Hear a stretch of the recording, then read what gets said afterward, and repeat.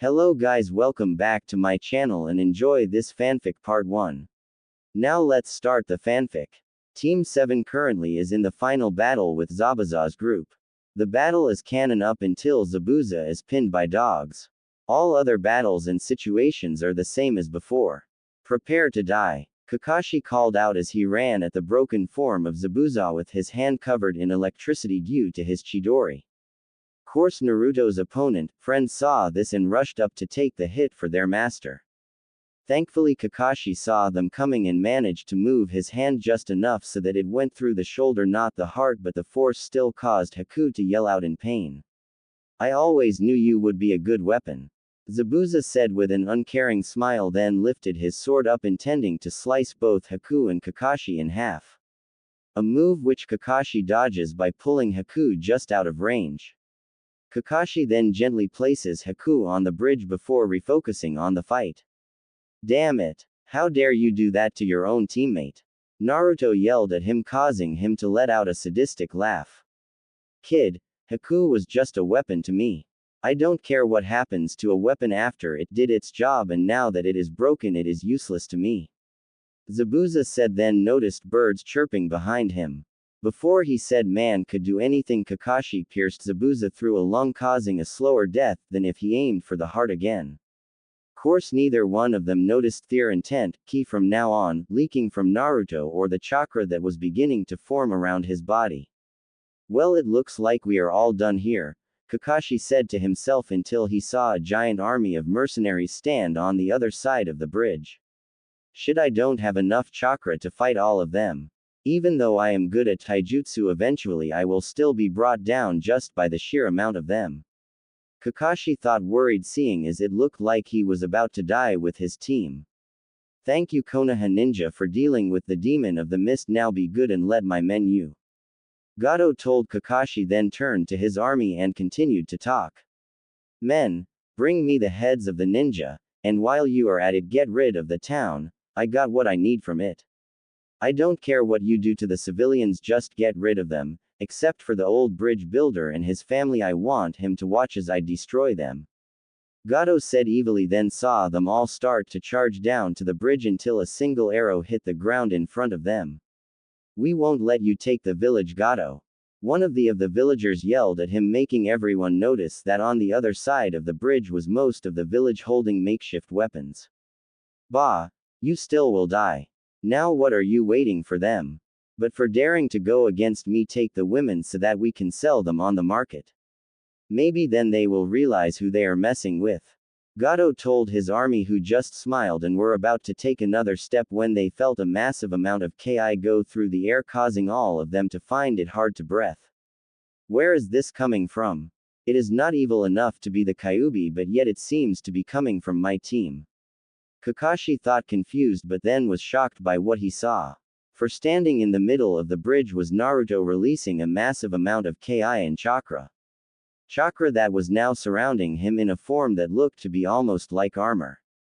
After it formed, the chakra bulged around his hands, and soon 4 feet of green chains made purely of chakra came out from his hands. Though the thing that scared everyone the most was when Naruto looked at them and they saw dark red eyes with a distorted pupil looking like a whirlpool on a cat's eye that was pure black. These eyes practically glowed with chakra and anger, causing them all to feel some cold sweat form. I am going to you bastards, Naruto said in a demonic voice, then disappeared from all eyes except for Kakashi and Zabuza. He then appeared right in front of one of them, slamming the chakra chains at the man. But, instead of just hitting him, they cut through his body like it was nothing, leaving holes in his and the 3 men behind him chests. After that there was a short span of time where all you could see is blood spray up in different locations within the group as an enraged Naruto continued to fight. Finally though, after a few minutes, all that was left of the army of goons was body parts and puddles of blood, a sight that made most civilians look away. Course Kakashi, Sakura, and the now awake Sasuke could only look at their blonde teammate who appeared in front of the massacre zone as he looked over to them with his ki receding but the chakra and red eyes still present. He then calmly walked back to the group without noticing that Sakura was basically scared shitless seeing the bloodied Naruto coming towards him. After all, to her right now he seemed to be the ultimating machine. Sensei, what just happened? Sakura asked, still scared shitless. I am not sure, Sakura, but we won.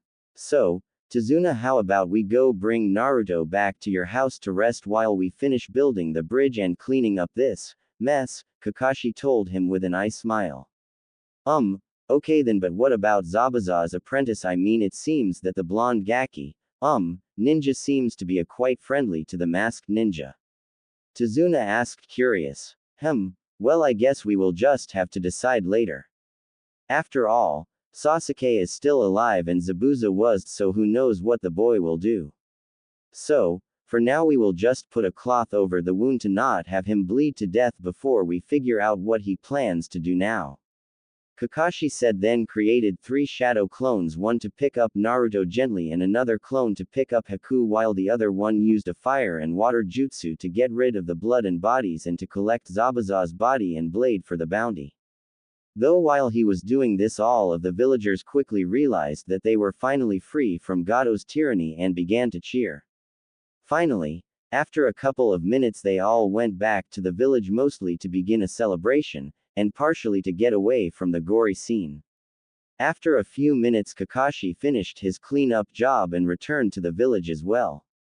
But he quickly dropped his students off at Tazuna's house and called for some of the village to come loot Gato's mansion of all its contents. A task he helped with, not only to breathe life back into the village but to also collect some of the money to get the payment they should have received for the more difficult task. Course, in the end the villagers also gave him several crates of weapons and products they had no use for to bring back to Konoha along with their rightful amount of money. Course, they were also more than happy to give him a rather large tip from the money as well. After all, they would most likely be worked till they died off without the ninja.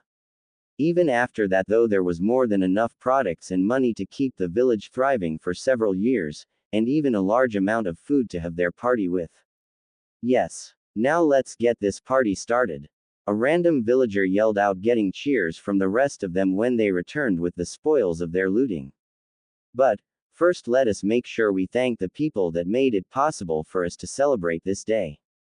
The Konoha ninja, Inari said happily, getting another cheer from everyone. And with that everyone started to party happily, knowing that they finally weren't under the horrible ruler called Gato. Inari was with all the other kids bragging about how he knew the ninja, while the other kids listened in to him, focused completely with their childish conversation. Meanwhile, his mother was happily chatting with some of the village's women about random matters with a smile on her face, just as happy as Inari was. Meanwhile, Tazuna was drinking with a large group of guys, all happily arguing, talking, and doing random things seemingly without a care in the world. Though Kakashi and Sakura were just eating and trying to enjoy themselves while still hoping that their friends would heal quickly. Kakashi-sensei, do you think that Naruto and Sasuke-kun going to heal completely? Sakura asked, worried about her teammates. After all, while Naruto seemed to be mostly unharmed, Sasuke had loads of wounds and damage from hundreds of needle punctures to deal with. Even if Naruto is a baka, and after he showed us that side of him, he still is our teammate, and a pretty good friend if he would stop trying to date me. I mean, I like Sasuke-kun, but man, what was that side of Naruto? He was so strong in that fight, I couldn't keep my eyes off of him. Who knew he was so good? I wonder what he is hiding under his baggy jacket. No. Bad thoughts, Sakura. You like Sasuke, not Naruto. Sakura thought. Just like my other story, I have no idea what to make the pairings, so I will do them as I go, which will keep the mystery up for you guys. So, I am also leaving my options open for the people. Well, Naruto, knowing his special healing ability, should be healed pretty much completely in probably about an hour or two, a day at max. Though for Sasuke, he isn't the same, so he will most likely be out of commission for a while, though he shouldn't have any side effects to the needles. For it seems that they were aimed to immobilize him rather than him or damage him too much. So, don't worry, just try to enjoy yourself, and before you know it, they will be all healed up and I will be training you into the dirt. Kakashi told her, causing her to shiver involuntarily. But he refuses to lose yet another team, so he now decided to focus more effort on making sure they can handle themselves. Thank you, was all Sakura could tell him, not knowing whether what he said scared her or helped her more. In Tazuna's house. Come on, we need to change the bandaging on these guys, Tsunami told one of her friends that volunteered to help her. Yeah, I know, the woman said, then did a small squeal. Though thanks for inviting me to see two of the Wave's heroes, the girl said in fangirlish manner. You do realize they are teenagers and you are in your late 20s, right? Tsunami told her. Yeah, I know, but it is still nice to see the people who did so much for us. Though you really need to stop thinking so perversely, Tsunami-chan. The girl told Tsunami, who just sweat dropped at this. You're one to talk. She mumbled but continued to walk towards the downed ninja anyway. Course they went to see Haku first, whose wound finally stopped bleeding, but they still only switched the bandages as fast as possible and went out of the room quickly just in case it turned out that Haku was an enemy still and woke up on them. After Haku was done, they quickly entered Naruto and Sasuke's room, where both boys were sitting on separate beds with Sasuke being covered in bandages. For while both of the boys were recovering, Sasuke was the only one that had actual physical injuries. Poor kid, looks like he went through hell. Tsunami's friend mumbled when she started to change the bandages on Sasuke. Yeah, but sadly they are ninjas. They will be dealing with this and much more for many years to come. What a horrible life to live. Tsunami told her, clearly feeling upset that young kids have to live life like that. Course after they said this, Tsunami's friend finished removing the bandages and was happy to see that most of the injuries seemed to be healed enough so that they won't bleed if he moved. So instead of the thick layered bandage, she replaced it with only a thin wrap. Said wrap was more for precaution's sake than anything else though. Finally, after they finished with Sasuke, they moved on to checking Naruto, only to hear him groan. Something that truly surprised them both, seeing as their teacher said that he would most likely take a few days to recover. I thought you said that both of them shouldn't be waking up anytime soon. Tsunami's friend told her curiously when she heard Naruto. I was told that he was injured badly and had to expend a lot of his chakra to heal by his teacher. So, I don't know why it seems he is going to wake up soon. When Kakashi-san said he should be having chakra exhaustion, perhaps we should get Kakashi-san. After all, I am sure that Naruto-kun will have a lot of questions to be asked. Tsunami tells her friend, then they quickly leave the room to find Kakashi to tell him and to see if they could get some answers as well. Course to do so took quite a while with the massive party going on. Finding said man took a while, but they eventually found the spot where he and Sakura were sitting. Kakashi-san, Naruto seems to be waking up. Though how is that possible? You told me that they both would be out for a while, so how can he even be close to waking up? Tsunami asked him. Well, I told you the truth, but Naruto is a special case that even I don't fully understand. You see, ever since he was a child he has had what can only be called an extreme healing rate. Cuts that last normal people a few days heal in minutes for him. So, I was only giving you an answer if he was a normal person with his problems. Now if you guys don't need me anymore, I think we will go check up on him. Come on, Sakura. Oh, and thank you for telling me. Kakashi told them, and Sakura then left expecting her to follow. Something she of course quickly did after giving a quick bow to the two older women. Finally, when they got there, they saw Naruto sitting up looking truly confused. How are you feeling? Kakashi asks with an eye smile. Fine, but where are we? And come to think of it, how did I do that? Naruto asked, staring at them, giving them both, which gave them a chance to look at his eyes. Something that made Sakura gasp out of shock and Kakashi's eyes to widen a bit. Naruto, before I answer your questions, I want to ask you what happened to your eyes. But don't worry, we are in a safe place. Kakashi told him. My eyes? Naruto asked, confused, then walked over to the bedroom's mirror and gasped in shock as well. What did happen to my eyes? Naruto asked, just as confused when he saw what they did. For his pupils, which were once large blue circles like everyone else's, were now morphed to look like two whirlpools of blue, and the pupils have vanished completely.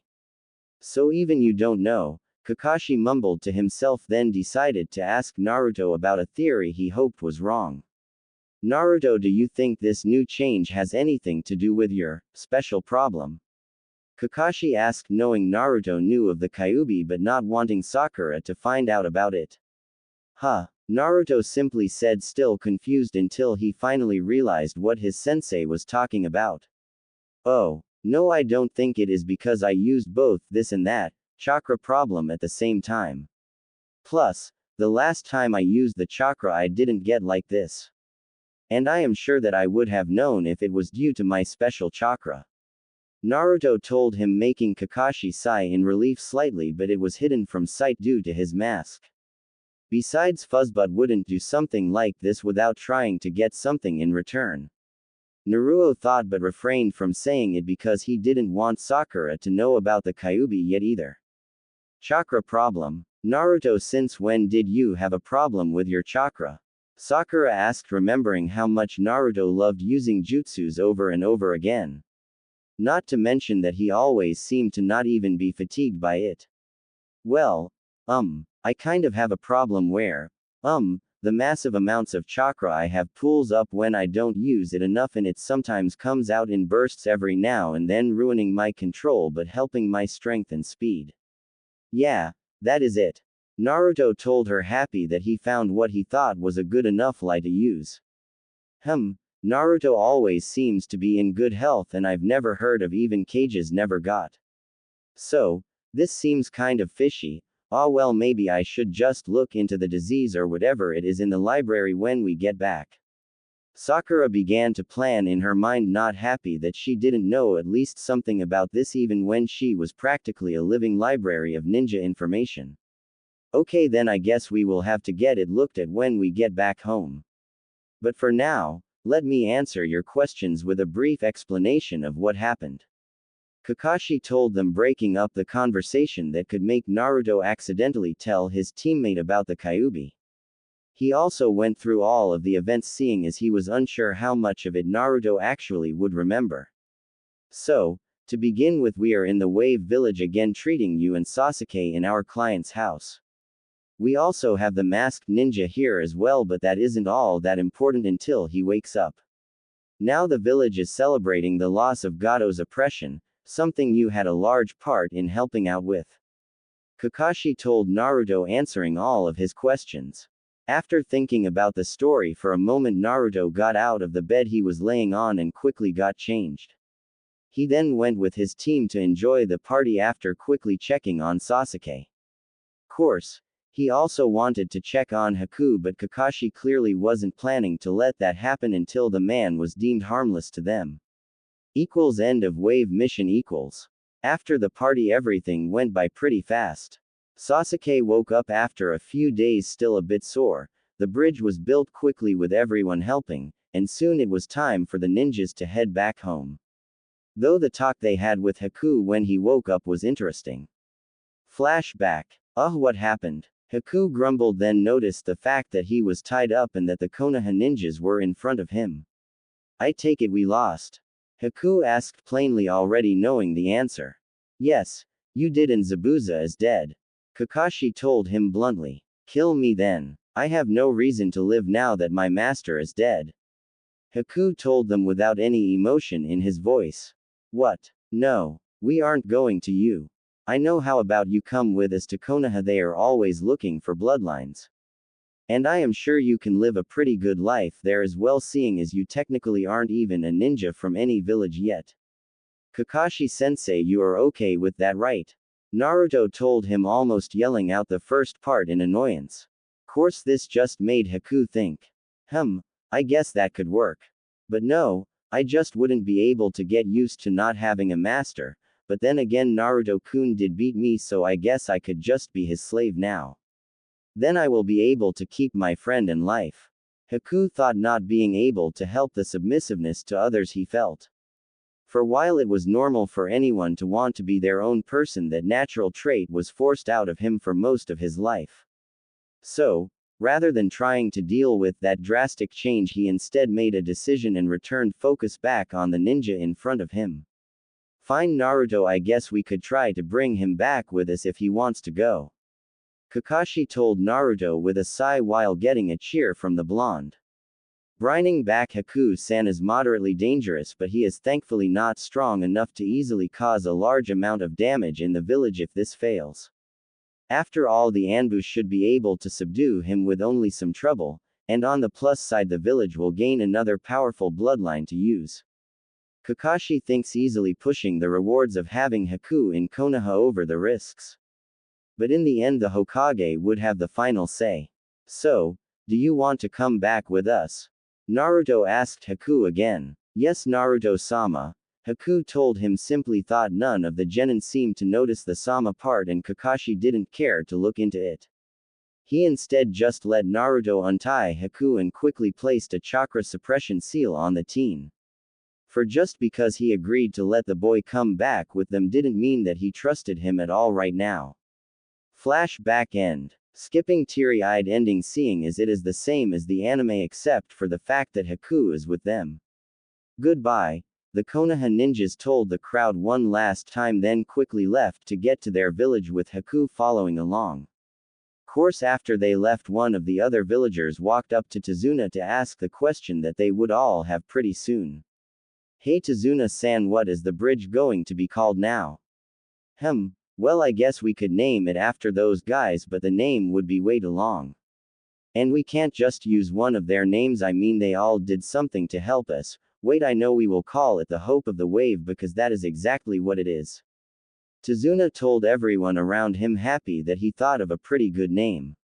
Team 7, Haku Team 7 and Haku were traveling along quietly, not seeing any need to talk at the moment. Instead, Team 7 was just happy that they came out of the harder mission alive while Haku was busy thinking about his future. I hope I am allowed to live in their village. I mean, the mist hated me for my bloodline and instead of me they tortured me constantly to a slow death. But I don't want to go through that again. I just don't know what will happen, but if that happens again then I will make sure I put an end to it quickly. Haku thought with a small shiver, remembering all of the trouble he had at the mist, but then looked over to Naruto. Though Naruto might actually help me. Who knows, maybe he is a perfect person for me. Though will I be able to trust him with my secret? I mean, when Zabuza realized it he immediately wanted me to hide it and I did as best as I could, but it is really hard to hide it. Maybe he will be the one to accept me even with what Zabuza calls my annoying problem. Oh, well, I guess I will find out eventually, but for now I will just make sure to keep the suicide pill I have hidden close at hand until I am sure that it is safe. I mean, seeing as I can't use chakra and don't have my weapons, it is the only defense I have. Haku thought sadly, but still followed the Konoha ninja anyways.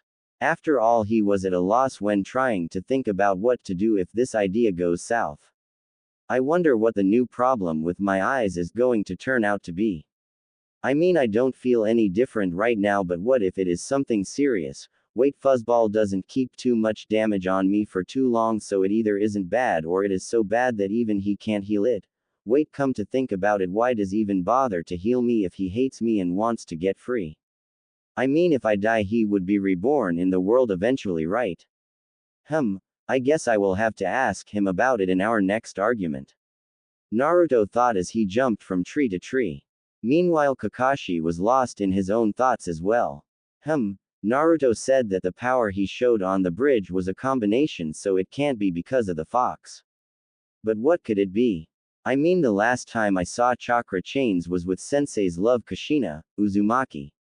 Wait, does that mean, could it possibly be, is Naruto Sensei's son that he had with Kushina? Kakashi yelled out in his own mind when he realized that Naruto not only looked like Minato, but he also had the chakra chains that only Kushina could seem to do. Looks like the Hokage has a lot of explaining to do. Kakashi then added before deciding to focus on the present, seeing as he couldn't get any answers at the moment. So, with this story, Kakashi does not know that Naruto is the son of Minato, and even though it is rather obvious, most people just choose to ignore his resemblance due to hatred of the Kyuubi. Also, Haku's time in the mist was filled with hiding skills without understanding why, fearing ninja coming after his family, watching his family die and fight against each other when bloodlines were found out, etc. Overall, it was far from a good time. Konoha. Finally, we made it back. Come on, Kakashi-sensei, can we get some ramen before we go see Oji-san? Please, can we? Naruto begged Kakashi as soon as they passed through the gate, making Kakashi smile at the blonde's actions. Sorry Naruto, but we must give the mission report now, but after that is done, if you want to go get some food, I have no problem with it. Kakashi told him, simply causing Naruto to cheer happily. Geez Naruto, do you always think about ramen? Sakura complained, causing the blonde kid to turn to her, but the smile never left his face. Yes, of course, it is the food of the gods or god or whatever, but anyways, it is so good that it deserves everyone's undivided attention. Naruto told her, somehow keeping the large smile plastered on his face the whole time. After that, they all went to the mission room to hand in their team's report, with Haku still following. Oi, Oji-san, we're back. Naruto called out happily to Sarutobi. Hello Naruto-kun, Team 7. Sarutobi told them with a small smile on his old face. Then he noticed Naruto's eyes. So he finally awakened it. He thought simply, then pretended he didn't notice. Instead, he listened as the team gave a verbal report of the mission and its drastic changes until they finally got the reason Haku was standing behind them. So, Haku, you want to become a citizen and eventually a ninja of our village? Sarutobi asked the nervous person that was in the corner of the room. Yes, Hokage-sama, was all Haku said. Okay, then why should we allow you to do so? After all, even though you aren't a missing ninja, you still were an accomplice to Zabuza. Sarutobi told him. Well, Hokage-sama, I worked under Zabuza because he saved my life. You see, when I was younger, I lived in a place where bloodlines were hunted down and destroyed. And due to having a bloodline to control ice, they of course hated my clan. In fact, I could very well be the last member of my clan, but I have no idea if this is true or not. But I do know that having me in the village would give Konoha a new bloodline. Also, I have some skill in civilian medicine, and I believe I will be able to use an acceptable level of healing jutsu if given proper training. Finally, seeing as it was Naruto-sama who beat me, I feel that it is necessary for me to become his weapon. So, I need to stay around him if at all possible. Haku explained, shocking everyone present. Wait, what? Naruto yelled out when he heard this and looked like he was going to say more until they heard Sarutobi laughing. Man, you really are an interesting person. So, tell you what. We will make you into a civilian, and then after a few months of supervision I will let you train to be a medical ninja. Plus, seeing as you seem to be close to Naruto-kun here, I will even make sure that you get an apartment close to him. So, why don't you head down to the civilian registration center and get signed up with this seal of approval from me, oh, and take one of my anbu to show you the way. Sarutobi told Haku, happily handing his recently called for anbu a sealed letter to give for Haku after only a few minutes of writing said letter. The two of them then left the room after bowing in respect to the Hokage.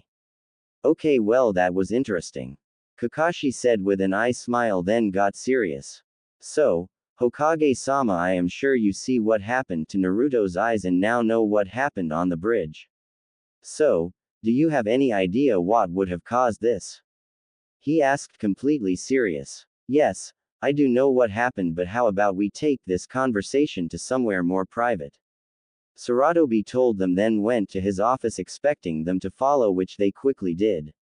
Sarutobi's office. Okay then Naruto, your new eyes are from your Uzumaki heritage. You see, the Uzumaki are known for their chakra chains that no one else could seem to master, even though many have tried. Though this wasn't because they were skilled, but instead it was because of their bloodline. Something that has been purposely kept secret throughout history. Now they all had the swirl in their irises which showed them as true Uzumaki, though most of them used genjutsu to hide this so foreigners never found out. Also, while their chakra coils look normal, they really have a much more special system. For their chakra is denser, letting their already large chakra coils hold a lot more chakra. But you will have less control over it, making you have to work harder to make much use of said chakra. As for the chains, here is a scroll from your mother that contains a letter for you, some jutsus and other information about your heritage. Saratobi explained to Naruto, making him freeze out of shock. You mean I am from a clan? Naruto yelled out in surprise, just getting a nod in return. After that, Naruto happily took the scroll, put some blood on the seal, opened it up and began to read. To my son. Naruto, if you are reading this, then that means that I passed away. Now I am truly sorry that I didn't get to see you grow up. Anyways, I left this note with Sarutobi just in case so you can hear some of the information of our clan. Now I don't want to get into that right now, but it will be at the end of this letter. Now, son, I want you to live a happy life and make sure that you follow the clan's way. Though I do expect you to learn a few of my jutsus and styles as well as your father's. Just make sure you can do his signature moves, the Rasengan and the Hiroshin, seeing as these moves will help you become famous. Oh, and if you get forced to get CRA placed on you, just make sure you love them all equally, or I will come back to life and kick your butt. Love you, my son. Your loving mother. Kushina Uzumaki Namikaze. Naruto read, shocking him even more. I am the son of the 4th Hokage and one of the most feared kunoichi. Naruto called out in surprise, shocking the rest of the people present. So, I was right, Kakashi thought happily. Damn, I didn't think she would put that into her letter. Okay then, Naruto, it is the truth, but I couldn't tell you because they both had a lot of enemies that would want to you. So, please understand. Sarutobi told Naruto, hopping he wouldn't have the kid he thought of as a grandson hate him.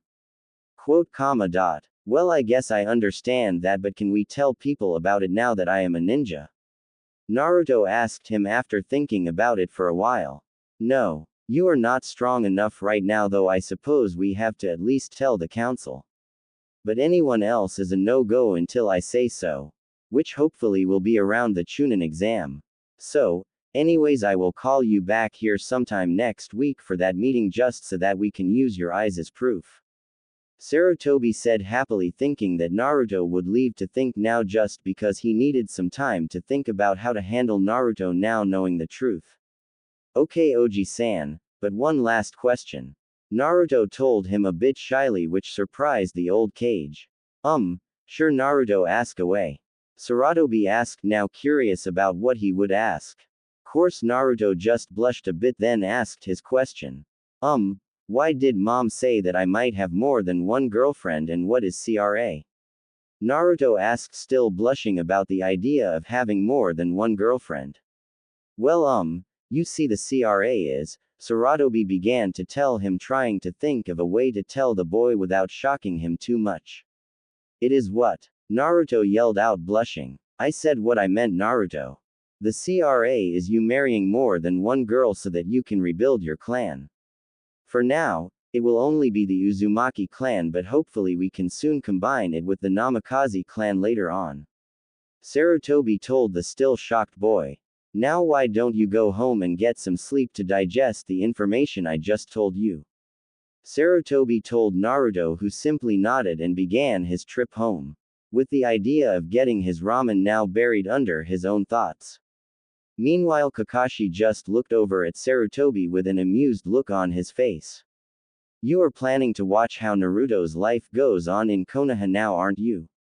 Kakashi asked quickly, causing the old Kage to smile a bit. Oh, yeah, and maybe we will have to call back Jiraiya to get some ideas for his books from this.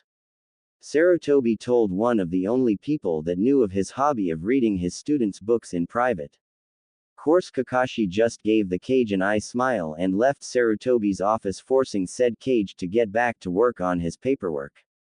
Naruto. When Naruto finally got home, he noticed that Haku was walking into the apartment building as well.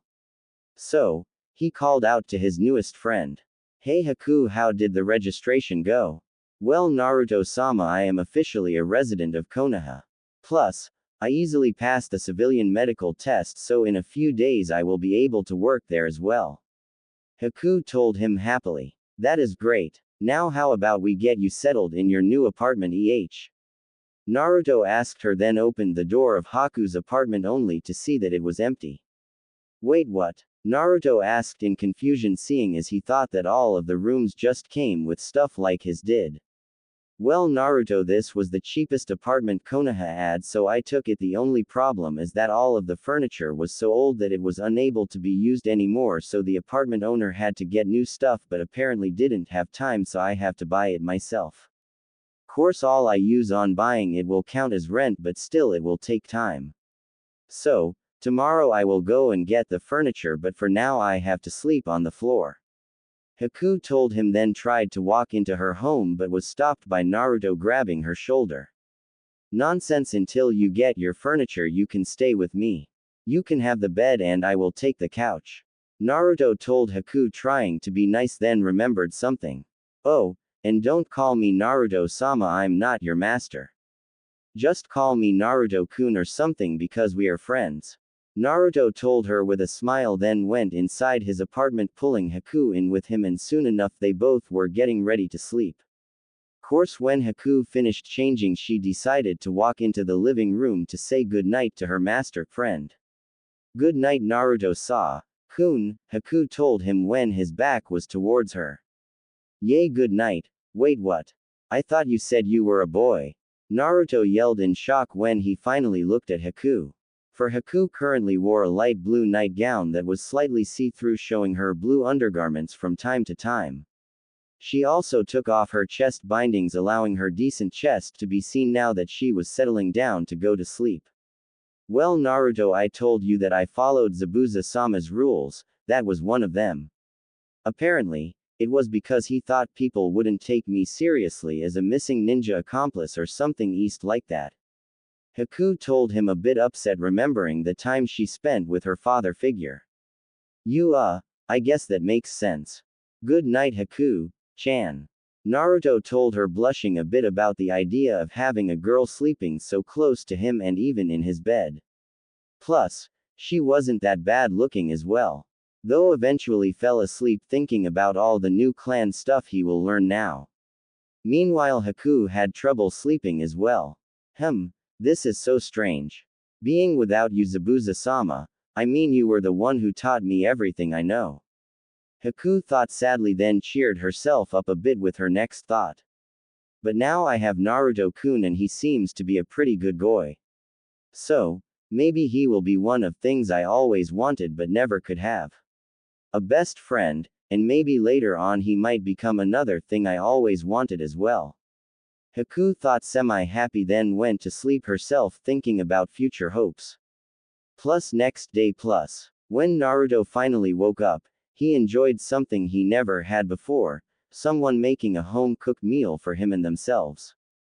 Good morning, Naruto-kun, I made breakfast for both of us. Though I had some trouble seeing as most of your food supplies is instant ramen. Haku told him, then handed him his share of the eggs and bacon.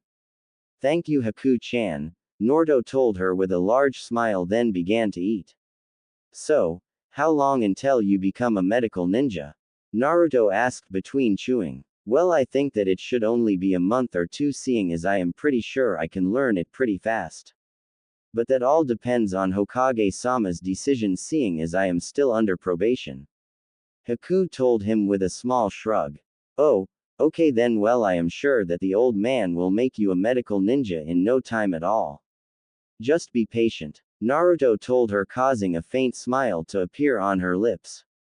Thank you, Naruto-kun, now hurry up and go to your team meeting. Oh, and I will come over and get you when it is time for lunch. That way we will make sure that you eat something better than the instant ramen you seem to be hoarding. Of course, Naruto wanted to say that ramen was supreme, but even he had to admit that a home-cooked meal would be better than store-bought ramen. So, instead he simply smiled at Haku and finished his meal before heading out the door with a quick goodbye. Meeting. For once Kakashi was only half an hour late, so they quickly began the meeting. Okay then guys, after doing that mission I have decided to give you 2 days break. So, after 2 days report back here for a few easier D-rank missions and some training. Kakashi told them simply with an eye smile. Yay, arigato sensei, Naruto cheered happily then ran off to a training ground. The council may be forcing me to put the Uchiha's team into the Chunin exams even though they still lack teamwork. But I can use the time I have left to make sure that they don't die or get injured too badly. Kakashi thought then left the area himself, leaving Sakura and Sasuke all alone. Oh, great, here we go again. She is going to try to ask me out again. When is she going to get the fact that I can't use her to rebuild my clan until I'm my brother? Sasuke thought then prepared to say no. But to his surprise she didn't even talk to him. Instead she just walked away still thinking about recent events. Well, that was different. Sasuke thought surprised as he watched her leave then went off to train himself. Though if one was to put more thought into it they would be truly surprised that none of the teens were upset that they not only had to get up early but also had to wait half of an hour just to be told that they are getting time for themselves.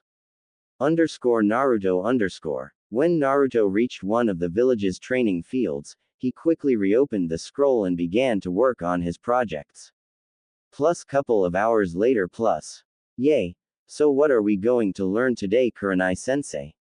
Kiba began to ask excitedly until he saw the training field, which shocked each one of them.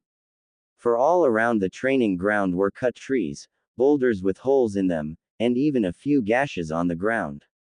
Also, right by the small river was a blonde-haired boy who seemed to be focusing on the water in front of him. Though soon they saw why when the water he was looking at began to twist, forming a small whirlpool until he looked away from it, making it slowly stop. Oi, what are you doing? Kiba asked as they came closer to him. Though Kiba was truly surprised when he finally realized that the man in front of him was none other than Naruto. Naruto. Kiba calls out, shocked seeing as Naruto looked so different without his classic jacket on. Even Kiba had to admit that without the horrible-looking jacket Naruto looks like a proper ninja, with his muscular figure being partially visible under his chainmail. In fact, to those that have actually seen his father would think they were basically twins when ignoring the whiskers. Oh, hey guys. Sorry for using your area, but I just couldn't wait to try out my newest jutsus. Naruto told them, rubbing the back of his head in embarrassment. Which of course made Hinata blush a bit more while she was unable to take her eyes off of Naruto's lean body. Course before they could respond to Naruto they saw a beautiful girl in a dark blue kimono run past them to give Naruto a hug, which of course got Kiba jealous. Naruto-sama, I got the job. Haku told him happily, still holding onto him until she noticed they had company. Oh, hello, Haku told them, letting go of Naruto and giving them a small bow. Guys, let me introduce you to Haku-chan, who just became a resident of Konoha and my new neighbor. She is also quickly working her way up to be a medical ninja. Naruto told them, giving them a quick explanation of who she was. And Haku, this is Kiba, Shino, and Kurenai. One of Konoha's best tracking genin teams. Naruto told her, pointing at each of the people he introduced. Hello Haku-chan. Now how about you and me go get some lunch to get to know each other better?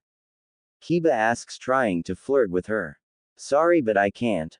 I just finished cooking lunch for Naruto-sama and me when I got the call from the hospital. Anyways, it was nice meeting all of you, but we need to eat lunch before it cools off too much, Haku told him politely. Course before any more could be said, Kurenai began to glare at Naruto, clearly disliking the fact that Haku was calling Naruto-sama. Wait, Kurenai, it is not what you think. We are just friends, but my team found her after we beat her last master in the wave. So for some reason she has decided to call me Sama even though I told her to call me Kun, Naruto told her, sweating a bit knowing that Kurenai disliked any guy that was perverted, and having a girl call you Sama apparently was in her eyes. Is that so? Kurenai asked, clearly not believing Naruto thankfully thought Haku decided to save Naruto. Yes, that is correct. You see, I was a missing ninja's accomplice and Naruto was the one to beat me, so I decided that now that my old master is dead that I would follow Naruto instead. Haku told her, and thankfully that seemed to calm down when she said this, though she still wasn't too happy with the idea. Okay then, bye guys. Naruto told them, then left with Haku following him home so that he could go eat. Course no one noticed the fact that Hinata seemed to be glaring at Haku for quite a while. Another girl is trying to get in my way of being with Naruto-kun. I really do need to pick up my game now before any of these girls beat me and manage to win Naruto's heart, but what should I do? Hinata thought, still glaring in the direction where Haku went. Okay, then let's get to work on our own training. Kurenai told them, then began to tell them what they were going to do this time. Plus next day late afternoon plus. Sasuke was mad. He just learned that Haku was a girl and that she was now basically calling Naruto her master. Why does that Dobi get to have that strong and good-looking ice user as a slave? She should be mine. I mean, I know that I promised myself that I would my brother before restarting my clan, but screw that, I have to make sure that none of the girls in this village that will produce strong babies will be taken by Naruto before it is too late. I mean, first a Hyuga, now an ice user. Which clan is next? Sasuke ranted in his mind, heading towards Haku's apartment. When he got there, he quickly knocked on the door and soon enough Haku opened it for him, wondering what he wanted. Hello, Ice User-san, I have great news for you. You have been decided to be the first girl to help with restoring the Uchiha clan to its former glory. Sasuke quickly told her, preparing for the girl to latch onto him, giving herself to him as thanks for the honor. Course he was surprised by what actually happened. For instead of throwing herself at him, she simply told him no in a voice that cold freeze hell over, then shut the door in his face, leaving the shocked boy to his own thoughts. After that interruption, Haku calmly walked over to one of the rooms that shared a wall with Naruto's apartment and kicked a hole into the wall large enough for her to walk through. Haku-chan, why did you just do that? Naruto asked her after running up to figure out where all the noise came from. Well, Naruto-sama, I figured you may need something at any time, so rather than having to go through a door to get to you, I can just walk through this passageway. Plus, if you wish to ask me for anything, you can go into my room at any time you want to tell me. Haku told him, seeing as in her mind Naruto still was her master no matter what he says. Okay, then I guess, but this might be a bit too friendly. So, can we at least put a door up here? Naruto asked. Well, then that would just defeat the purpose. Haku told him, showing no emotion. But isn't it not appropriate for a guy to have easy access to a girl's room? I mean, aren't you afraid I would try something? Not that I would, of course. Naruto told her, then quickly added the last part so that he hopefully wouldn't be thought of as a pervert. If that is what Naruto-sama desires, his tool must give it to him. Haku told him plainly, then began to loosen her kimono until Naruto quickly stopped her. Wait. There is no need for that. I was just wondering, that is all. I am happy that you trust me, so I guess this will work. Naruto told her, blushing a bit. Course Haku just gave him a quick smile and walked away. Great, now that I can't find a way to talk her into blocking this up. If I ever have people over, they will think that I am taking advantage of Haku-chan, which I would never do. For once I am happy that I don't have many people visiting my home. I don't want any rumors to start up about us. I mean, she just got here, she doesn't need her reputation to be wrecked by the demon, Naruto thought sadly, then walked away as well. Plus next day plus. Haku, just to tell you, Gramps wants me to attend a long meeting, so I probably won't be back for a while. Naruto told the girl, who was practically his roommate now, and then left to go to the meeting. Council room. Why have you brought us here, Sarutobi-sama? Hiyashi asks, curious. Well, I have brought you all here to tell you all that one of our ninja has brought back a bloodline that we haven't seen for ages. Sarutobi told them with a small smile. Course after he said this, all of the council started mumbling, trying to figure out what the bloodline was and who had it. And Sarutobi let them ponder this until they finally heard the door opening again. After which everyone's eyes were drawn to the door to see Naruto coming into the room, which caused some people's blood to boil. Brat, get out of here. We are waiting for the bloodline user, not a demon child like you. One of the civilian council members yelled at Naruto, who just glared at the person and then quickly produced his already favorite ranged weapon, chakra chains which right now was blue due to him not putting his affinities into making them something that shocked the crowd. No. You can't seriously tell me that this demon has the bloodline of Kushina Uzumaki. The council member asked in disbelief. Course Sarutobi just smiled and decided to tell the council he could trust Naruto's secret with a warning of course.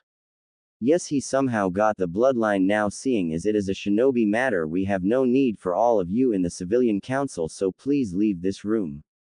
Sarutobi told them, then watched them walk out mumbling about how unfair it was for only the ninjas to hear how the demon got his powers.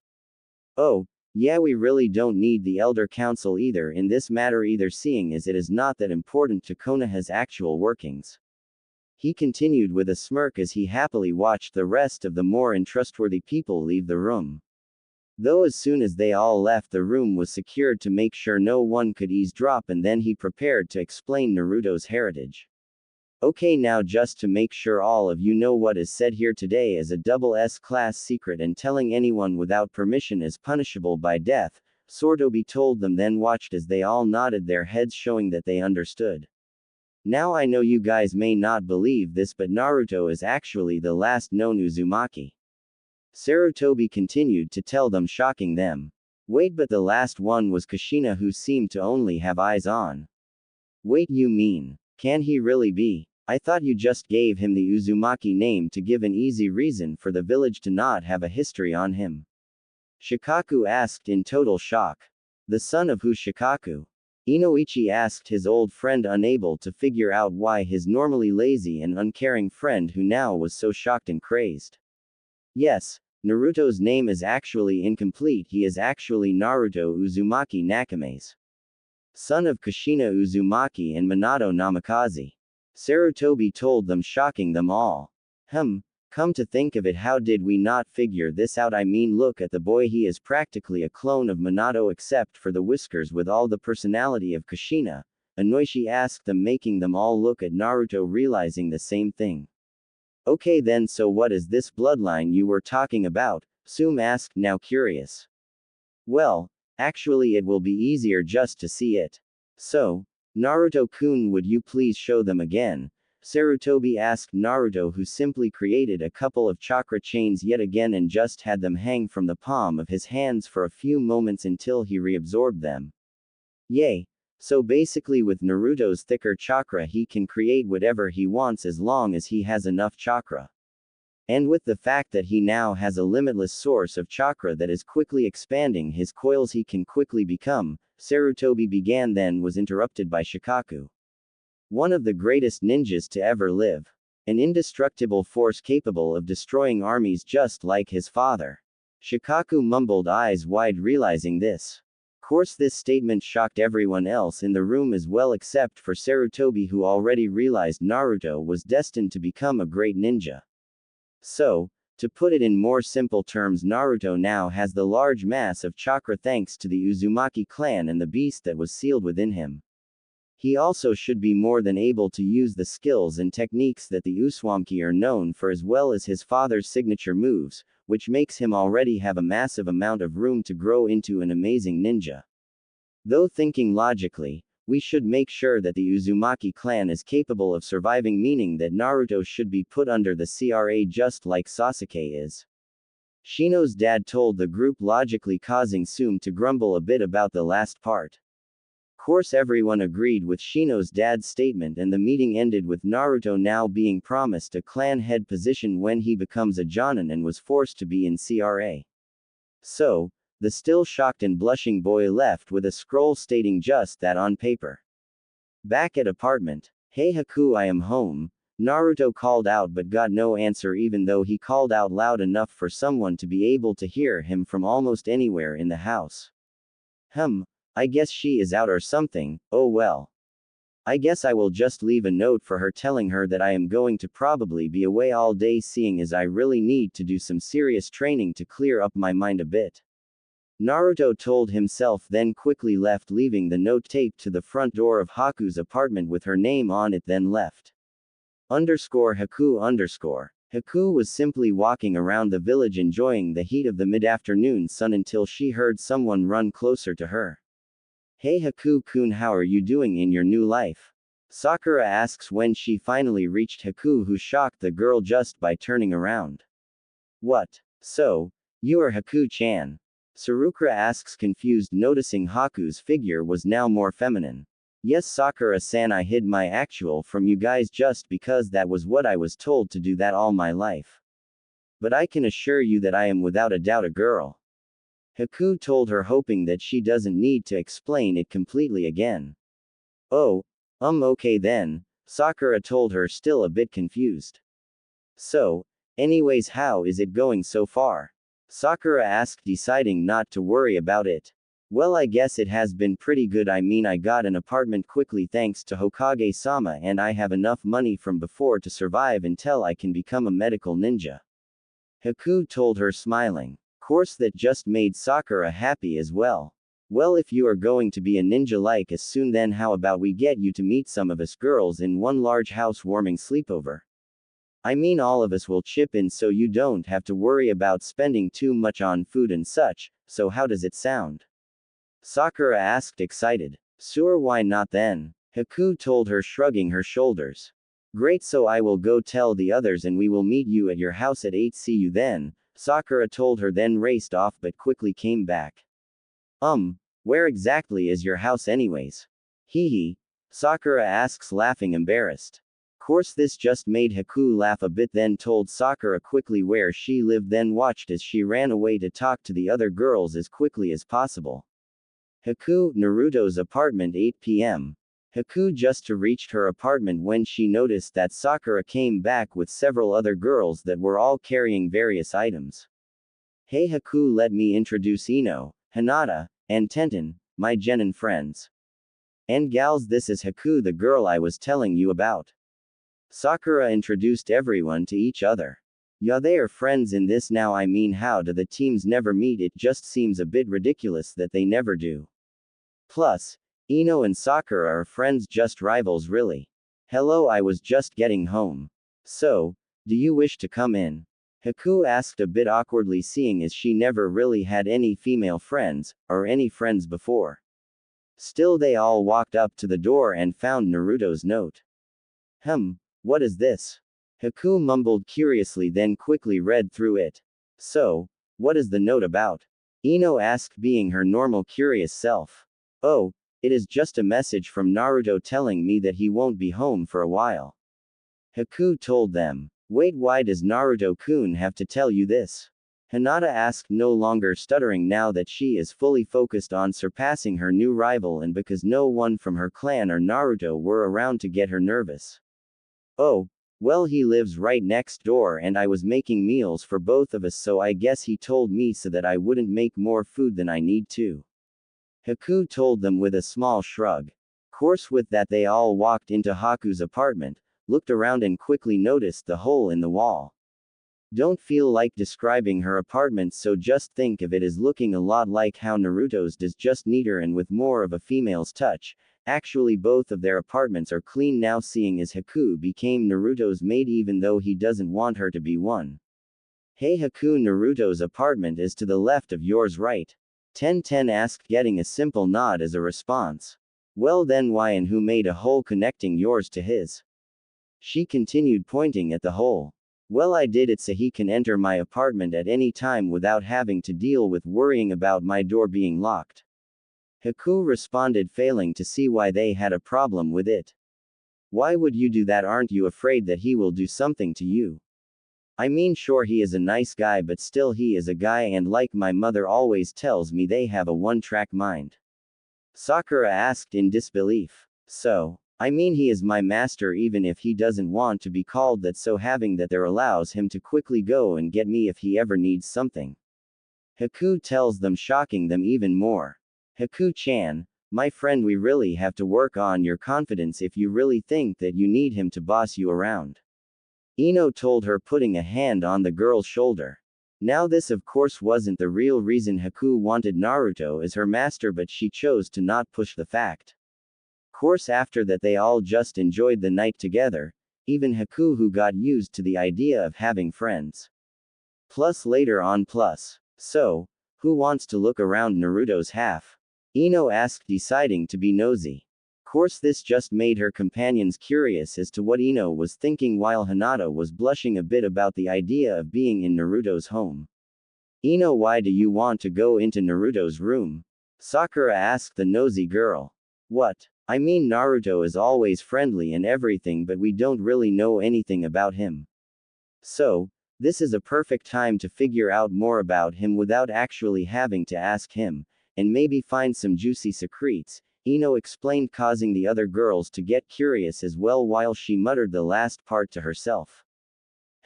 She is right, I mean he is my teammate, but yet I know nothing about him. Maybe this is a good time for me to learn more about him. Sakura thought, then quickly followed Ino into Naruto's apartment. Course they didn't have to look long to figure out that Naruto really didn't have much in his house at all. The only thing they found of any interest was a scroll that was just carelessly thrown onto his bed. Now let's see what we got here. Ino told them, then sat down on Naruto's bed and opened the scroll. Due to Naruto Uzumaki being the last of the Uzumaki clan, it has been decided that he must take part in the clan restoration program, otherwise known as CRA or Clan Restoration Act. So, Naruto must take several wives and must impregnate at least one of them when they become able to safely give birth around the age of 16. Now the number of wives is completely up to the person, though he has to have at least 2 before he himself is 16. If he doesn't, then the council will pick 2 girls to be put with him. Course the girls still have some choice. The person under this act can't simply run around forcing girls to marry him. There must be acceptance of the marriage from both sides for it to be legal, unless the council was the cause of the marriage. Now this is of importance, for the Naruto's bloodline of chakra molding must be reproduced. For the ability to do so, and the abilities of the Uzumaki could create stronger ninjas for Konoha's future. Decided by the Hokage and his council.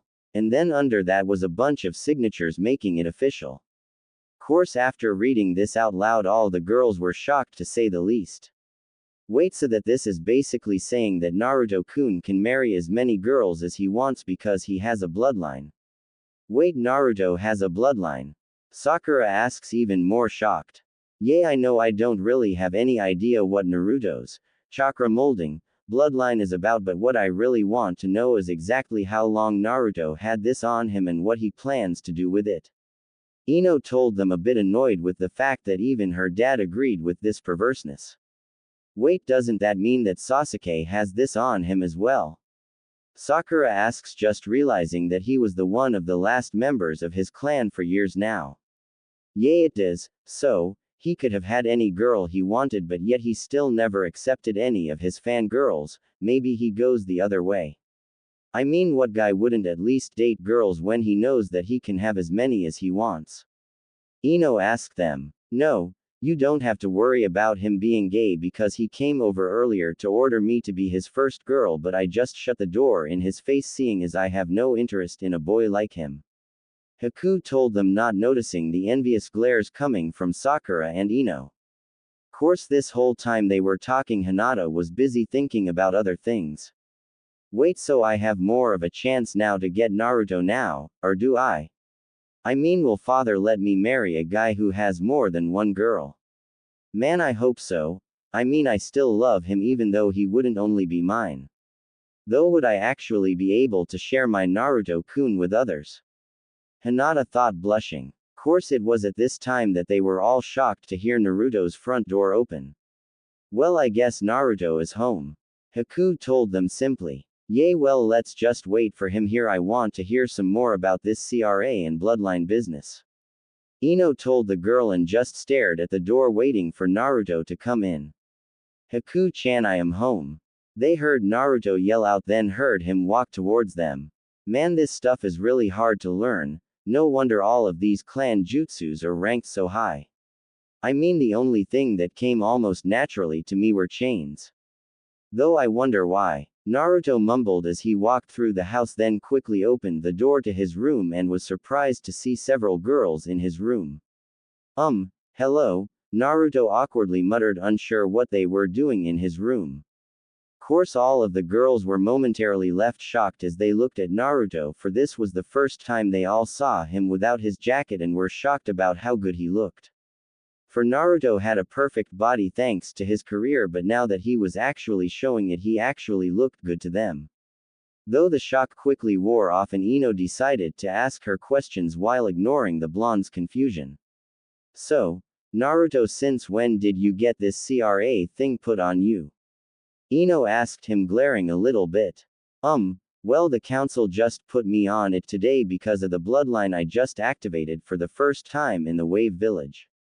Though I don't know why they gave it to me, I mean it's not like I will ever use it.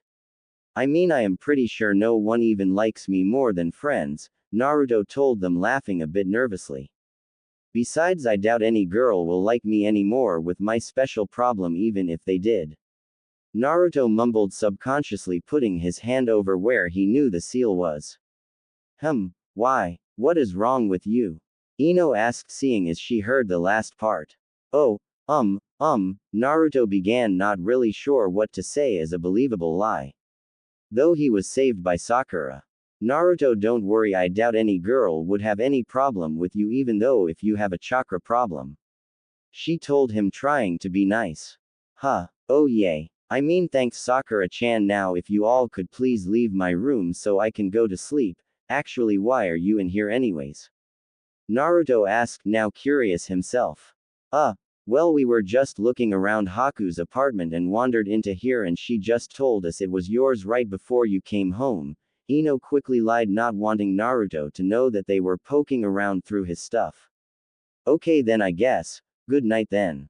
Naruto told them, then watched them walk out of his room and quickly lied down on his bed and fell asleep, seeing as he exhausted himself with all his training. Girls. After they all left Naruto's room, they all quickly went back into Haku's room where their sleeping stuff was and lied down themselves. Well, that was interesting. Sakura told them. Yeah, it was, though there was one problem with what we learned, Ino responded. What do you mean? Sakura asked, confused, seeing as Naruto didn't seem to mind telling them anything. He lied. What? No way, Naruto doesn't lie. Sakura, I hate to tell you, but I was using one of the easier techniques of my clan teaches without him noticing. This jutsu shows brainwaves so that we can tell if people are lying or not. And Naruto lied when he told us about this sickness of his. Well then maybe we should just observe Naruto for a bit to see if he will tell us when he doesn't know we are there or something, I guess. I mean, you are right, Naruto seems to be a mystery even though he seems friendly. Sakura finished up. Yeah, I guess we will have to. Anyways, we have things to do tomorrow, so good night everyone. Ino told them all, then tried to fall asleep after hearing them all say it back to each other. Naruto-kun, even if you are hiding things, I still love you and I will find a way to show you that there is someone that loves you, even if you do have to have more than wife. I will always love you even if my father disapproves. Hinata thought, determined, then fell asleep herself. It was finally the day of Team 7's next meeting, though it wasn't scheduled until the afternoon, so Naruto decided to actually go shopping instead of training for his last bit of free time. Though he wasn't going just to buy weapons or something, instead he was going for what was called an advanced genin's uniform for the Uzumaki clan. So, when he showed up at the meeting a little bit late, he was wearing all black with a dark blue jacket that looked like a chunin's, except it was much thinner and only had 2 pockets on the side about the size of his hand that had storage seals inside of the pocket.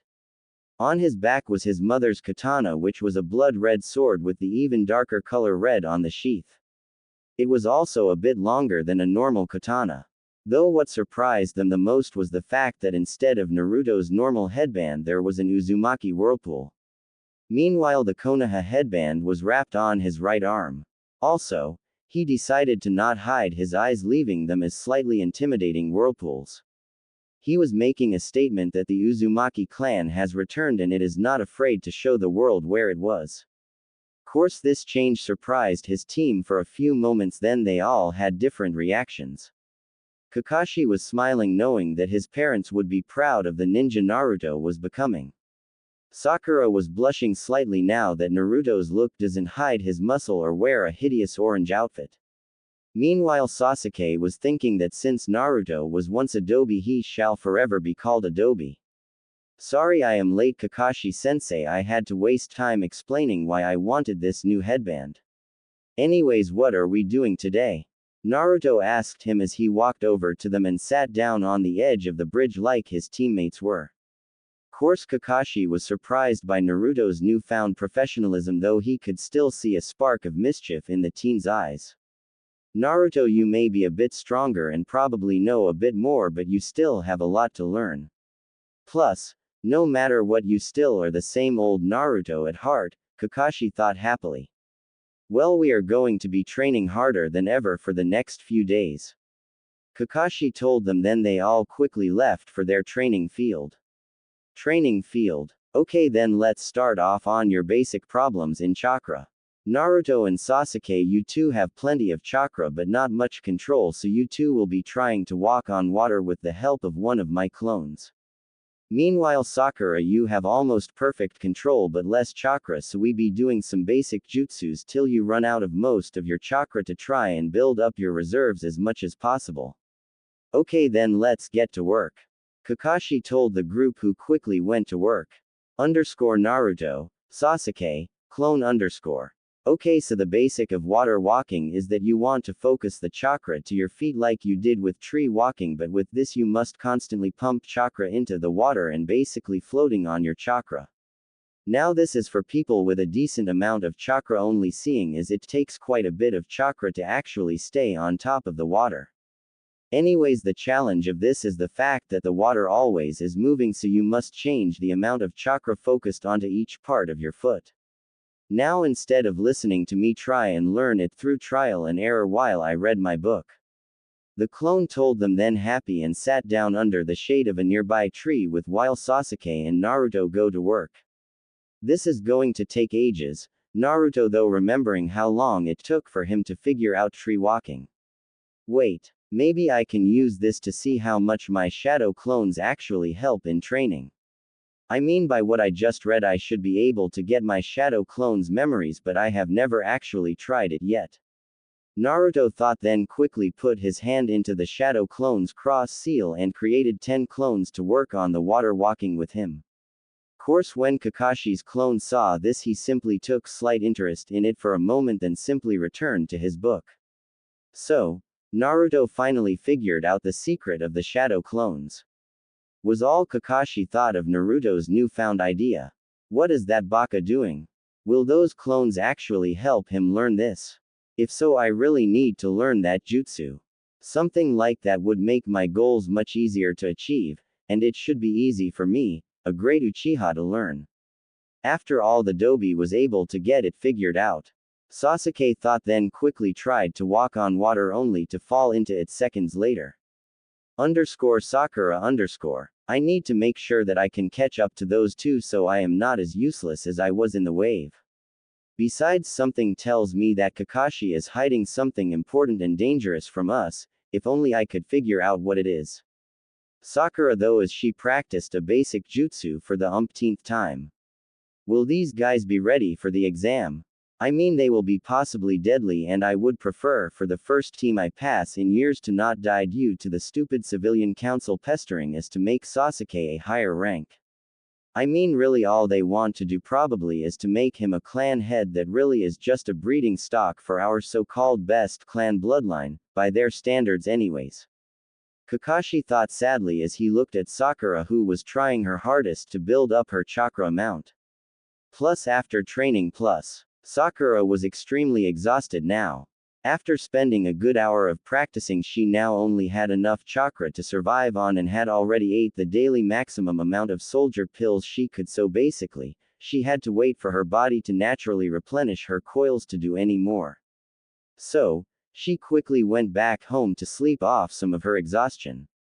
Course that was short-lived, seeing as only after an hour or so of sleeping she was woken up by her mother telling her Ino was there, making her walk downstairs to see what her friend wanted. What is it, Ino? Sakura asked the blonde, still tired. Hi, Sakura, I was wondering if you wanted to, whoa. What happened to you? Ino asked happily, then noticed that she seemed exhausted. Sensei is now focusing on increasing our training for some reason, so I had to work on building up my chakra, and by doing so I barely have enough just to stay awake. Sakura told her, leaning on the doorway slightly. Oh, well, maybe you should get some rest. I was just going to ask if you want to try and figure out what Naruto is hiding, but since you are tired, I guess you could just stay home and relax while we figure out the mystery. Ino told her, then began to walk away. I know I should be resting to restore my chakra quicker, but I really want to know what my teammate is hiding from me. I mean, we are a team, so there shouldn't be secrets being held from each other, right? I mean, who can we trust if we don't even trust each other? So, should I relax or figure out what Konoha's goofball is hiding from us, or relax, which I can do later as well? Sakura quickly thought it over, then quickly ran after Ino, telling her mother she was going out for a bit. Okay then, fine, I will admit that I am curious. Now, what is the plan? Sakura asked when she finally caught up with her. Well, basically I saw that Naruto was heading towards another training field, so we are going to get Hinata quickly, then are going to see if he shows any of his secrets when he thinks he is alone. Ino told her, while walking towards the Hyuga compound. What, that is all you could think of? Sakura asks in disbelief. Well, it is the only thing we really can do. Unless you want to ask him. Ino tells her defensively. And really, she was right. Each place Naruto went, he went so often that they would keep his secrets for him out of friendship. Sigh. Fine, let's go get Hinata and hopefully we actually learn something. Sakura told her, then finally reached the clan's gate. Why are you here? The guards asked them respectfully. We are wondering if Hinata was home so that we can hang out with her. Ino told the guards. We are sorry, but she left quite a while ago and has yet to return. The guards tell them, and they quickly thank the man for the information before leaving the area. Okay then, let's just go and observe him anyways. Ino asked Sakura, then they both quickly went to where Ino last saw Naruto. Course, when they finally got to the training field Naruto went to, which was basically just an average one with several wooden posts for punching, lots of trees, a small river, and even a few boulders placed randomly about. Though what surprised them was the fact that hiding inside of a bush was Hinata, who was using her bloodline and kept focused on Naruto. She was so focused in just watching him that she even failed to notice that Ino and Sakura were coming closer to her until they were right next to her. Hey Hinata, how did you know that we planned to try and see any of his secrets by watching him? Ino asks, curious, then notices that Hinata quickly started blushing after she got over the surprise of being caught. Oh, so you didn't know? You were just watching because you have a crush on him and want to see his body? Who knew Hinata was a pervert? Ino asks with a smile plastered on her face. No, IWW was just walking around when I saw saw Naruto training, so I decided to come see his bloodline. Hinata tells them, trying to hide her crush on the blonde boy but failed, seeing as the large blush she had never left her face. Right Hinata, we believe you. Ino tells the girl sarcastically, then sits down next to her. Well, anyways, we came here to try and figure out his secrets, so we might as well sit down and watch as well for a bit. She finishes with a small shrug, then Sakura soon sat down on the other side of Hinata. Course, when they finally looked back at Naruto, he was standing by a river again like he was when Kiba saw him originally, though instead of just having a small swirl of water being seen, there was a large obvious whirlpool that started to rise up from the river, creating a small tower of swirling water in front of Naruto. Naruto then brought his hands up closer to his head and the funnel rose up at the same time until the whirlpool was pointing at a tree on the other side of the river. So, after that was done, Naruto throws his hands like he was actually throwing something in the direction of the tree while calling out, raging whirlpool pierce. And of course, the whirlpool began to move at the tree, though it started to shake as Naruto lost control of it, and soon it all fell back down to the ground, causing a large splash of water to hit Naruto, soaking him completely. Damn it, I was so close this time. Naruto yells in frustration, then walked over to a stone that was stuck halfway into the river but was still heated up by the sun even if it was getting close to the end of the day. When he got there, he quickly began to shed his wet clothes, starting with all of his shirt and jacket, and placed them on the stone to dry, then began to reach for the rim of his pants. Course, when he did this, the girls all started to blush watching the unknowing boy strip in front of them, though for some reason they couldn't stop looking and began to blush even more when they saw that Naruto was now only wearing a pair of dark green briefs. But their view of them were blocked by Naruto's legs when he sat down with his legs crossed in a meditative stance, confusing the girls. Wait, since when has Naruto ever sat down to think about something? Ino and Sakura quickly thought, confused. Course Hinata was thinking about other things. Why is he sitting down? Shouldn't he be taking of his wet briefs as well? Hinata asked herself, wanting to see him. After all, when she tried to look through his clothes to see every inch of her love's body, all she got to see was his chakra coils. Something that made her curse said eyesight a bit for not having such a practical use. For it was an unknown fact that all of the Hyuga clan were perverts, and that is why they also all learned all of the required school-taught jutsus. For they didn't want people to know that they really only wanted to know the henjutsu so they could hide their clan's secret even when they go to buy their Ikea books. They even went as far to put permanent genjutsus on the books so that they look like normal books for when they are out on missions or in public. And Hinata was no different, for she had ever Ikea book published. Thought the only difference was that she replaced the main guy and girl's names with Naruto and her own names. The only problem with their eyes for them was the fact that each time they tried to see through clothes they could only see the chakra coils. Though back with Naruto he had put up his hands into a tiger seal, focusing his chakra so much that even people without the Bakugan could see blue swirls of chakra soon go around Naruto. He then tensed up and all of the chakra was focused onto his back, where two chakra lines were starting to grow a few feet, looking almost like the beginning of wings. Course his control wasn't that good yet, so that was about as far as he could go at the moment, but he still held the chakra there, trying to increase the size of them, sweating a bit due to the effort. So this is what it means to have a chakra molding bloodline. Ino whispered, shocked by the fact that she could see the dense blue wing-like structures even though he was a decent bit away from them. Yeah, wait, what is up with the seal on his stomach? Sakura asks, confused, shocking both Ino and Hinata out of their shocked, perverted trances. And of course, when they looked, they did in fact see a giant seal that was covering all of Naruto's abs. It was an interact seal which had a swirl that started at his belly button, surrounded by a bunch of strange symbols that formed several points. What is that seal? Does Forehead Girl know what it is? Ino asks, using her nickname for her rival. Well, Ino Pig, I can't really tell you, seeing as I have never thought about even trying to understand seals. I mean, they never are really used by too many people. But that has to be an important one for it to seem that big and detailed.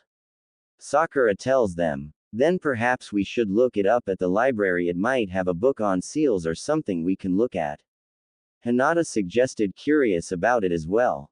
And with that they simply focused back onto what Naruto was doing, though when they looked he was already putting his now dry cloths, apparently done for the moment.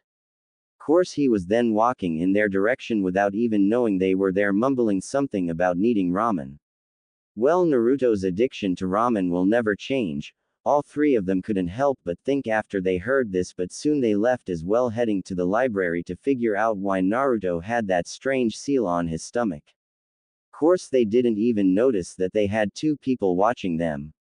For Kurenai and Kakashi were both hiding in the trees a little way behind where they once were.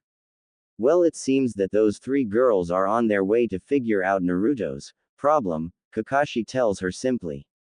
Yes, it does. Now I am pretty sure that won't affect Hinata's opinion of him, seeing as she already thinks that they are destined to be with each other. Though I have no idea how the other two will react. Kurenai tells him in a bored tone. Yeah, that damn fox is going to make the council's decision even more troublesome. I mean, knowing Naruto, he will have to tell people he tries to get close to, which might ruin a few relationships. Kakashi tells her, now reaching for his book until the known pervert hater gave him a glare. I don't even know why they have that. I mean, it is practically telling guys to have a harem. I feel so bad for the girls, really. Kurenai tells him, remembering how they tried to force Minato to be put into CRA just so that more people could use his jutsus. After all, he told the civilian council that only his family members could use them. Now when Kushina heard that, she of course was worried and stressed about what Minato would do until the man basically told the council to off. Something he should have done in the first place instead of just telling the idiots that run the civilian council no, that he had no desire to teach anyone. Still, their part of the council still tried to force him until he used his power as a cage to put them in their place. And according to the rumors, warned them that he would let Kushina handle their complaints if they started again. Something that made them pale, seeing as she was known to be even more dangerous than normal when enraged. Course, this just made Kakashi laugh a bit. Well, seeing as they have a choice whether they want to go through with it or not.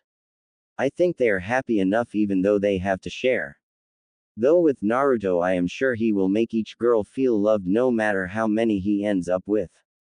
Kakashi tells her, then goes away, leaving her to her thoughts. Library. Ino and Hinata were sitting a chair apart from each other, calmly waiting for a few moments until Sakura came and sat between them while setting a few books on the table. Okay, then these are all of the books on seals that are in the library. Sakura tells them. What, that is all there is?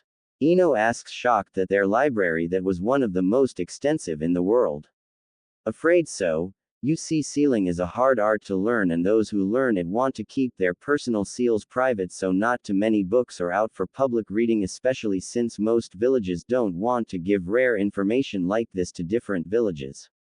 Sakura tells them. After that, they all begin reading and quickly find that most of the information in the books was stuff that made no sense to them. Though from what they could understand, it seemed most of the books were only about becoming a beginner at the art rather than giving them a way to look up the interact seal they saw on Naruto. So what are we going to do now? It is not like we have anywhere else to look. Ino complains, and all three of them agreed that they hit a dead end, so they all walked off towards the entrance of the library to leave until they saw someone familiar. Hey Haku-san. Hinata tells the girl nicely, though she seemed to glare slightly at Haku. Oh, hello there. What are you guys doing here? Haku asked curiously after closing the book she was skimming through. Hello Haku, we were just looking for a book to try and figure out what this seal is. Ino tells her, a bit upset about the fact they failed but still held out the copy of the Naruto's seal that they managed to roughly draw on a piece of paper. Though when they tried to activate it, they did nothing but waste their chakra thanks to not using the proper ink and because the seal was sloppy compared to the real deal. Yes, I know what the seal is and how people get it. Don't message me saying that is not how the Shiki Fujin works. We all know it, but at the time the girls didn't know it. Well, how about you come over to my apartment again? I think I remember seeing a seal like this in one of Naruto's scrolls. Haku tells them, shocking the other girls. What? Why would Naruto have information on seals? Ino asked the ice user, shocked, but Haku couldn't answer them. Still went to Naruto's side of the apartment to see if Haku was right. Apartment. Now where did that scroll go? Haku asks herself while looking through the small number of scrolls Naruto had. Hey Haku, what were you looking for at the library anyways? And come to think about it, why did you look through Naruto's scrolls as well? She asked curiously. After all, most people didn't spend all that much time at the library, or were curious enough to go through other people's stuff. Oh, well, I never really cooked too much food, seeing as for most of my life we were camping or on the move. So, I don't have too many recipes to cook. So, I decided to see if Naruto had any books on the subject, only to sadly see that he didn't. So, instead I went to the library to study up on various recipes that looked interesting. Though you guys managed to come find me before I found a book I wanted to borrow, but I'll just get it tomorrow or something. Haku tells them, not too concerned, seeing as Naruto was happy enough with the meals she could currently make. Oh, here it is. She continues happily, holding out a small scroll. Ah, thank you Haku-chan. Now let's see what this has to tell us. Sakura tells them, then opens the scroll up. My seal that I found in Forbidden Scroll. Image of Naruto's seal done crudely again. What scroll said? The Shiki Fujin is a seal used to seal up the very soul of whatever you use it on. Though there is a price. For when it is sealed you will also seal your own soul to hell as well. Now the strength of this seal is based of your willpower and theirs. So that is why this is a forbidden jutsu. Now the most common use of this seal is to seal the biju into a young child to make a human sacrifice or jinchuriki to increase the village's strength. Sakura reads out loud, which shocked all of the girls present. Wait, this seal stops demons by locking them inside of people. And didn't a few villages call Naruto demon for some reason? So, does that mean that he has some monster inside of him? Sakura asks the group, not sure what to think at the moment. After all, the information seems far less believable than anything she imagined to find. I don't know, but I think we all know what we should do. Ino tells them, course they didn't understand at all. What? Hinata asks her, trying to figure out what the blonde was thinking. We should go talk to Naruto again and get him to explain this. I mean, he might as well tell us the rest of the secret. And if he doesn't, we could always pester him till he does. She tells them, and of course Sakura quickly agrees with her, though Hinata seemed unsure and Haku chose not to state her opinion. Though they all did end up sitting down with drinks and snacks as they all waited for Naruto to come home. Geez, we really seem to focus on Naruto lately, Ino thought to herself as she looked at the door, hoping that he would show up soon. And luckily he did end up coming back rather quickly and was surprised to see the girls yet again waiting for him. Hey, I am home. Hi girls, what can I do for you, again? Naruto asks awkwardly, trying to figure out what they were doing waiting for him yet again. Hey Naruto, we were just wondering if you know anything about a seal called the Shiki Fujin. Sakura tells him, and Naruto visibly pales. Sorry Sakura, but I have no idea what the Shiki, that seal is. Naruto lies to them, far too nervous to speak straight. Oh, no. Ino asks him, raising one of her eyebrows. Then why do you have a scroll on it that says that it is your seal? She asks him with a knowing smirk. Ooh, that seal. Naruto tells them, trying to make it seem like he just remembered it. Yeah, I saw it when I looked through a scroll and thought I saw it before, so I copied it down to look for the seal later. Naruto tries to lie to them, though they would have none of that. Naruto-kun, we saw the seal. I mean, when we were going to get you for a group lunch, it was painted onto your stomach, and of course we were too shocked at seeing it, so we forgot to tell you. It is not like we were watching you train or anything. Hinata tells him, blushing at nearly revealing one of her favorite pastimes. Oh, was all Naruto could say, clearly depressed. So, how much do you know? He asked them, his voice sadder than they ever heard it before. Well, not much, tell you the truth. We only know what people could use it for. The rest we are counting on you to truefully tell us what it did to you. Ino tells the boy, who simply let out a small sigh. Fine, though, just remember that this is supposed to be a double S secret of the village, with the only people allowed to talk about it being Gigi and me. Naruto tells them, completely serious for once. Course after he said this, he waited for them all to nod, showing that they understood what he was saying. Okay, then let me start with the biggest shocker then. You see, the fourth didn't actually the Kyuubi, for you can't a beast made from pure chakra.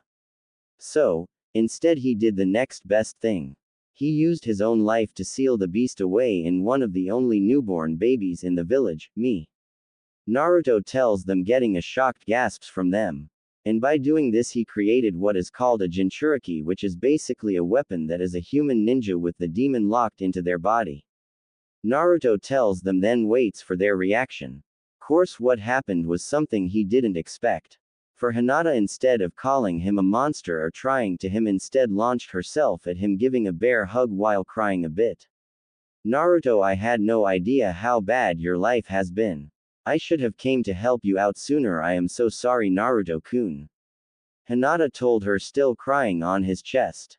It is okay, Hinata-chan, no need to cry. Naruto told her, awkwardly trying to calm the girl down but had no real idea how to do so. Course she eventually calmed down enough so that she was only sniffling but still let go of Naruto with a small blush as she told him sorry. Course the other girls' reactions weren't nearly as extreme, for Haku didn't seem to care still while Ino and Sakura seemed to be thinking about something.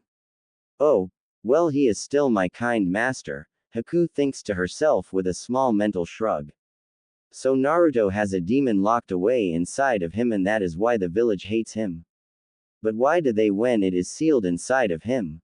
I need to think about this some more. Both of Ino and Sakura thought, not deciding to pick their opinion on what they just learned just yet.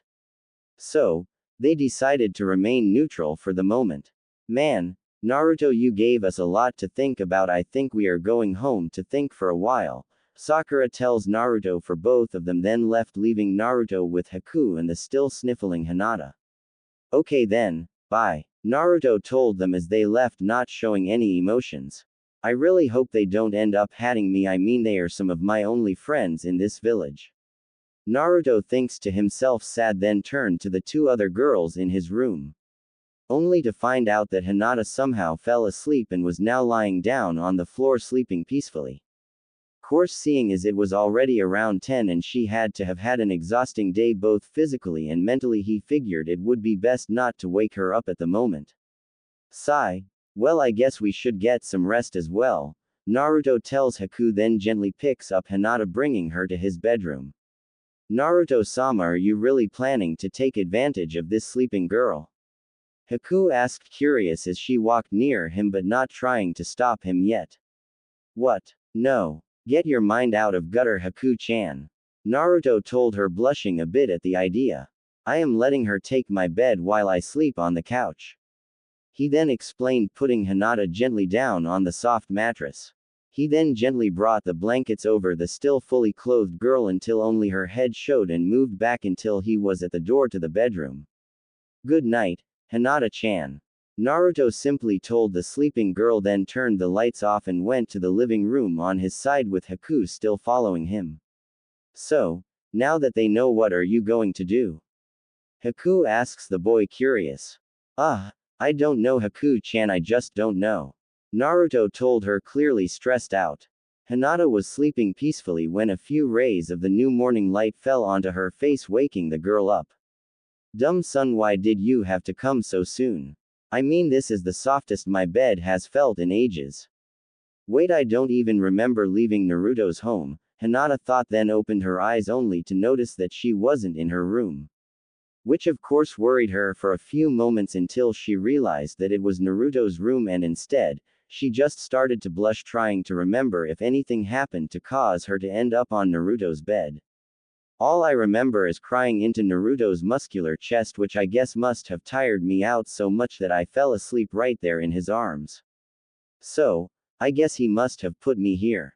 Though the question is, where did he go after that, seeing as I doubt my Naruto-kun would actually try something on me when I am asleep. So, he probably just went to be somewhere else. Hinata began to think with complete trust in Naruto. And after she figured out that she was safe and in her love's home, she began to let her more perverted side come out.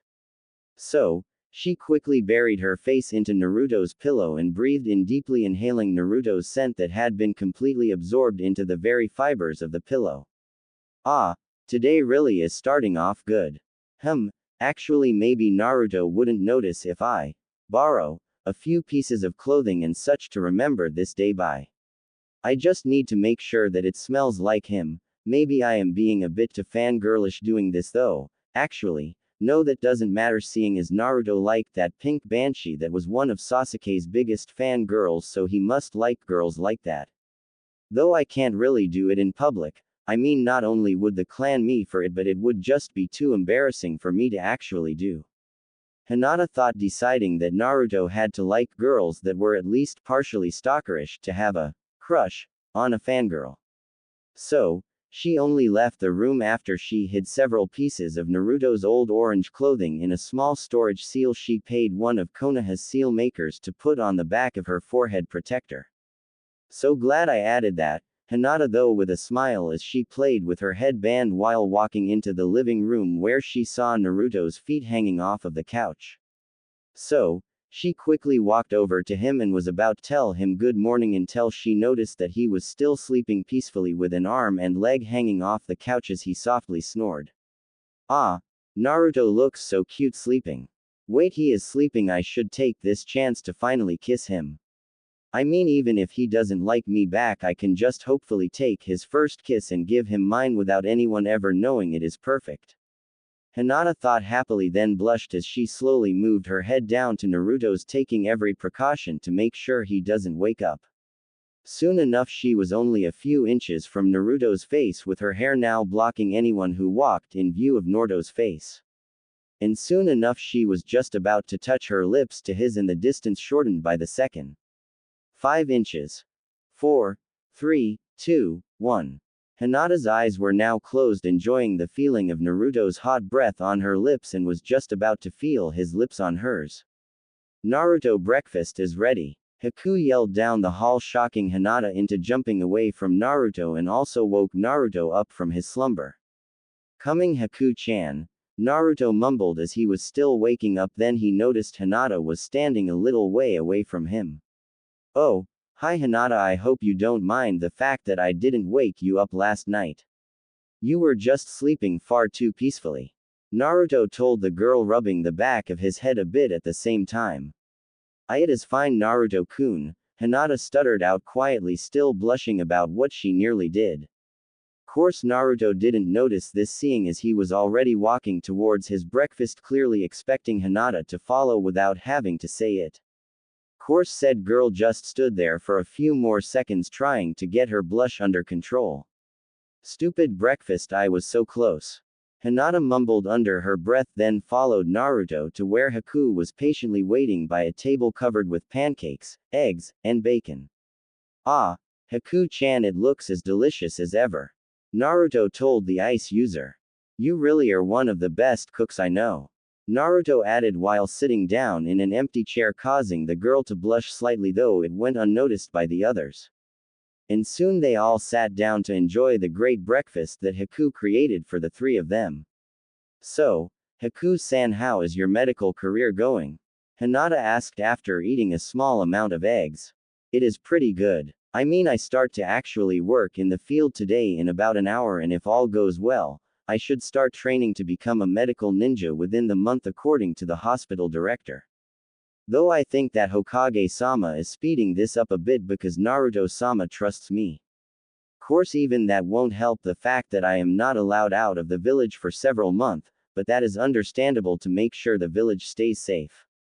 Haku told her after eating a chunk of one of her pancakes. Wait, why would Gigi do that? Only because of me? And stop calling me Sama, Naruto asked, then ordered her, still disliking the girl's idea that he owned her. Naruto-sama, you are one of his beloved people in this village, so he likes to help you and your trusted people by doing what he can without angering the council. Haku told a still confused Naruto. After all, she was fully aware that at any other time she would surely be under heavy watch or even worse treatment for several months if this was a normal situation. What? So, I am taking advantage of Gigi? Naruto asked her, holding his head in shock.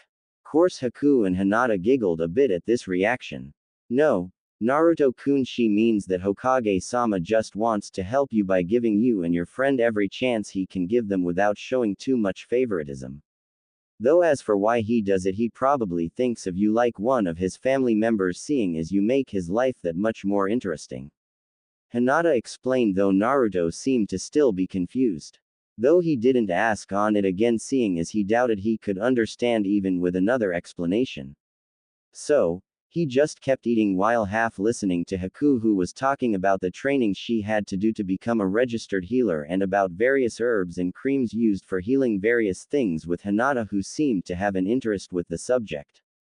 Though for Naruto all of what they were talking about was completely out of his range of understanding. Still, he chose to not interrupt them to explain things. After all, even then he doubted that any of the ensuing lecture would be understood either. Eventually, though, they all ate their food and went their separate ways. Haku went to the hospital to start her job, Hinata went home to change and then to her team meeting, and Naruto went out to train for a bit before his own meeting started. In Naruto's case, he was happy to have his normal training routine clear his head from the medical conversation he just sat through. Hinata was really nice to me yesterday, and today, come to think of it, she always is nice to me. I mean, she never hits me, calls me names, or even yells at me. And she even hugged me after telling my secret.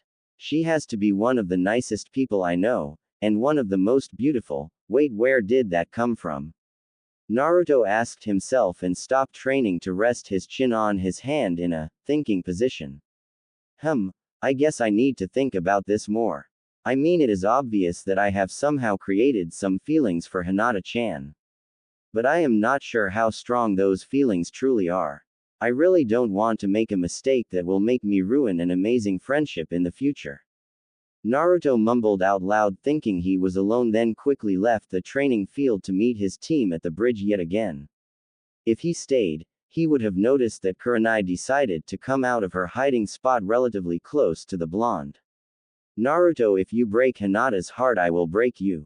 She, though evilly unintentionally releasing a small amount of Ki, then poofed out of existence, showing that she was just a shadow clone the whole time. Course, due to Kurenai being focused on the safety of the girl she thought of as a younger sister, she failed to notice that Kakashi was hidden behind her the whole time. Naruto, you better be careful or you might learn why Kurenai is known to be one of the most dangerous women in Konoha. Kakashi thought, worried about his sensei's son. He then sent a quick prayer to whatever god would listen for the boy to stay safe from Kurenai, for the off chance a greater being would listen to those that don't believe in them normally. Normally he wouldn't have even bothered trying, but Naruto needed all the help he could get if he got on Kurenai's bad side. Then again, he might not have to worry for that long, seeing as it is quite possible that he won't even survive the Chunin exams Naruto would be entering in just 2 days. A fact that always brought a frown to Kakashi's face as he worried about the first genin team he actually trained. Kurenai. Kurenai was happily talking with her team, getting ready for their training session to begin, when all of a sudden, she stiffened up and glared at the air. Sensei, what is wrong? Shino asks his normally calm teacher, surprised she looked annoyed all of a sudden. She didn't look that mad since when she first learned about Kiba's perverseness. Shino, though, shuddering, remembering how much Kiba screamed at the sheer horror of that genjutsu she placed on him. In fact, Shino promised himself that no matter what happened, he would do everything in his power to never get on his sensei's bad side. Oh, it is nothing, just something I remembered. Now Kiba, I want you to work on your chakra control for about an hour while Shino you begin practicing your katas for the same amount of time, and we will meet back here after that for the next phase of training. Though you two will be working with my clones, seeing as I have to talk to Hinata for a bit. Kurenai told the two boys, who quickly went towards their redone training area while Hinata just looked up at Kurenai confused. What did you want to talk to me about, Kurenai-sensei? Hinata asks, curious, making said women just sigh, then kneeled down to Hinata's height. Hinata, it has come to my attention that you like a guy that has feelings for you back, right? Kurenai asks the girl she thought of as family in all but blood. Why yes, I guess why you could say that. Hinata shyly tells her, automatically thinking about Naruto, and began to wonder what her teacher heard to say that he likes her back. While I am happy for you to find love, just make sure they don't force you to change or do anything you don't want to, okay? You are a great girl and you shouldn't change that, well, maybe except for this shyness and lack of self-confidence problem. Kurenai tells the girl with a small smile. Please Hinata, just listen to me on this, and I ask you not as your teacher but as your friend. She finished up and was surprised by the fact that Hinata gave her a quick hug after making sure the other team members couldn't see. Yes, I will, Kurenai ni, and I know we are supposed to keep this professional, but ever since mother died you have been the only female that I really could talk to, so I will always listen to you. Hinata tells her, then quickly moves a few feet away from Kurenai, who smiled at this. Sure. Now then, let's get you ready to learn a bit more about your clan jutsu using the scrolls you were given. Kurenai tells her then they both go to where Shino and Kiba were training and also worked their hardest to improve. Naruto, is it true? Could Kurenai really have heard that you like me? Was Hinata's last thought before she began to work on her rotation defense jutsu while stuff was thrown at her by Kurenai. Plus Team 7 plus. Kakashi happily walked towards his students an hour late as usual only to tell them that they were running around all of the training grounds to test their stamina. So, they soon found themselves running by a severely damaged training field when they heard someone coming by, hearing them scream out something that sounded like, "Yosh." Though when they heard this they all looked, not noticing a green blur go past them behind their backs. So, when they finally noticed it, the blur was already near Kakashi talking to him. "Yosh, how are you doing, my rival?" Quote. The man that was the blur called out far too loudly. Course that wasn't what everyone first noticed. They all were still focused on his horrible fashion sense. A green spandex bodysuit covered slightly by bright orange leg and arm warmers and his headband being used as a belt. Still, the weirdest part about the man was his bowl-cut hair and massive eyebrows. All in all, they all were completely creeped out by this new guy, but they were able to refocus on the conversation when Kakashi responded to the man. "Hello guy. Let me introduce you to my students. This is Sakura, Naruto, and Sasuke, and guys, this crazy guy is John, an instructor guy." Kakashi introduced them to each other and pointed at each one of them when he told him their name. "Ah, such youthful students, let me introduce mine." Guy told them happily, then let off a loud whistle and soon 3 teens came from the trees. Same as anime, so I am not writing down their looks, I only did guys because it seemed to fit the spot. "This is Neji, Tenten, and the youthful Lee." Guy told them, pointing at each one individually as they walked up to the group. Playing favorites much, was all Naruto could think when he noticed the special treatment Lee got. He even had one of his sensei's fashion pieces on. "Hey Tenten." Naruto and Sakura told the girl, who happily responded with the same thing, then noticed Naruto's sword. "Naruto, where did you get that sword?" Tenten asked, not showing any emotion. I found it." Naruto lied, though he still was a horrible liar. "Oh, really?" Tenten asked him, not believing him for a moment. "Then can I see it quickly?" Tenten continued to ask, holding out her hands that were soon filled with the blood-red sword, which she quickly began to examine thoroughly. After she spent several minutes just looking over the entire blade, she eventually saw very small writing on just above the hilt of the blade. "May this raging whirlpool protect thy user from all that your ninja career might present you." Course, when she read this she froze for a moment, then glared at Naruto. "Naruto, why do you Kushina Uzumaki's sword?" she asked, not releasing her glare in the slightest. "I told you I found." Naruto began to tell her, but was cut off by Tenten. "Cut the crap, Naruto. I know that is a lie.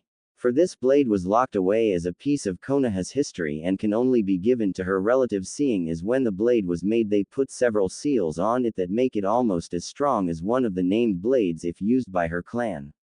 The red whirlpool is basically one of the most guarded weapons in Konoha." "I will ask again, Naruto, how did you get it?" Tenten asked him, keeping the blade out of Naruto's reach. "Tenten, this is most unyouthful. Give Naruto-kun back his sword." Lee told her, but it somehow didn't make it seem like an order. "No, I will not give this precious blade back to a maybe thief." Tenten told him, then felt an increase of ki in the area and looked over to see Naruto's eyes, which seemed to be turning a red as he glared at the girl.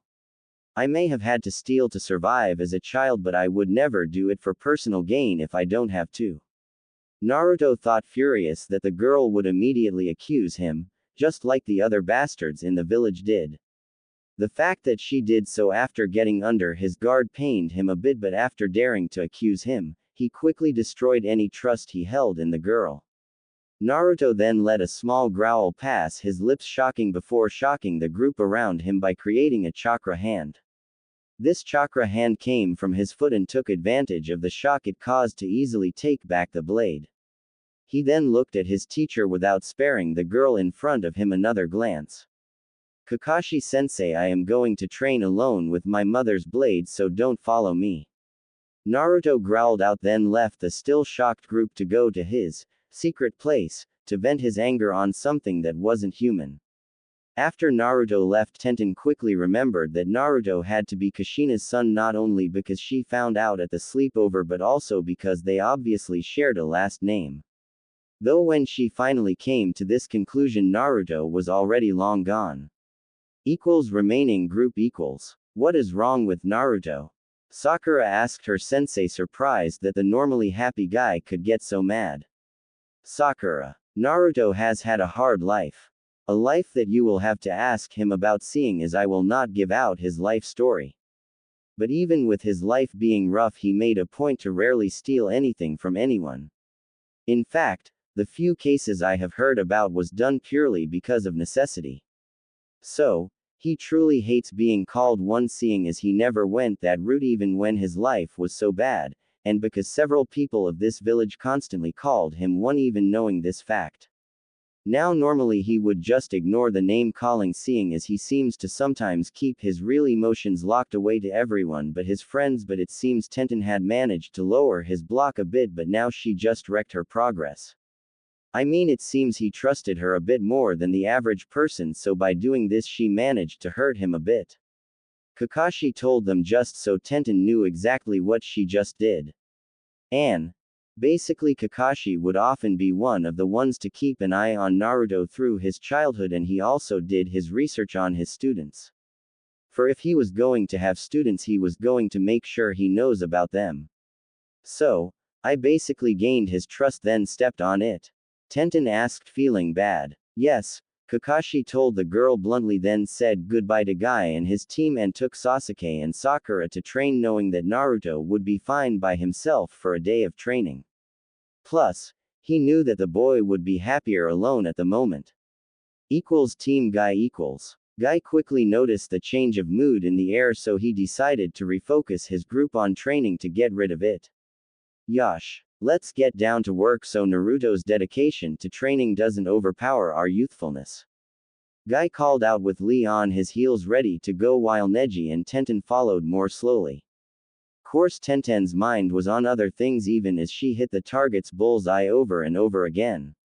So, I caused Naruto pain just by calling him a possible thief. Crap. That probably means that he no longer thinks of me as a friend, I bet. Though why do I care so much? I mean, I hardly know him, but yet I want to be his friend no matter what. But why? I mean, it can't be love. I love Neji with all of his strength and power. I mean, Naruto seems to be kind of strong and has a possibility to become a great ninja, and he is really kind. But, I don't like him just because of that, do I? No, it just couldn't be possible, right? Oh, well, I guess I will just have to think about this later, but for right now I will focus on trying to mend the bridge between us. Tenten thought, determined, then patiently waited for her team training session to end so she could go find Naruto. Naruto. Naruto was still fuming and quickly went to his favorite training location. Training Ground 44, the Forest of Death. Course he has been coming here for years just to escape the villagers and to calm down a bit. So, he knew how to avoid most of the stuff he couldn't handle through trial and error he did while growing up. Though he got injured quite a bit figuring that out and was lucky the larger animals thought he was too small to really be of any value as a meal. Though for right now he didn't bother going into his spot, instead he just found a tree that was only about 5 minutes from the entrance he went through and began to destroy it through his training. Though he didn't pace himself like he normally did, so he quickly was out of breath, though this lasted only for a few seconds due to the fox healing him back up to be at the top of his game no matter what in his own natural regeneration. Course what he didn't expect was to hear someone behind him call out to him. "What's up, brat?" it asked, and Naruto quickly turned to see one of the most dangerous women in Konoha, Anko the sadistic snake.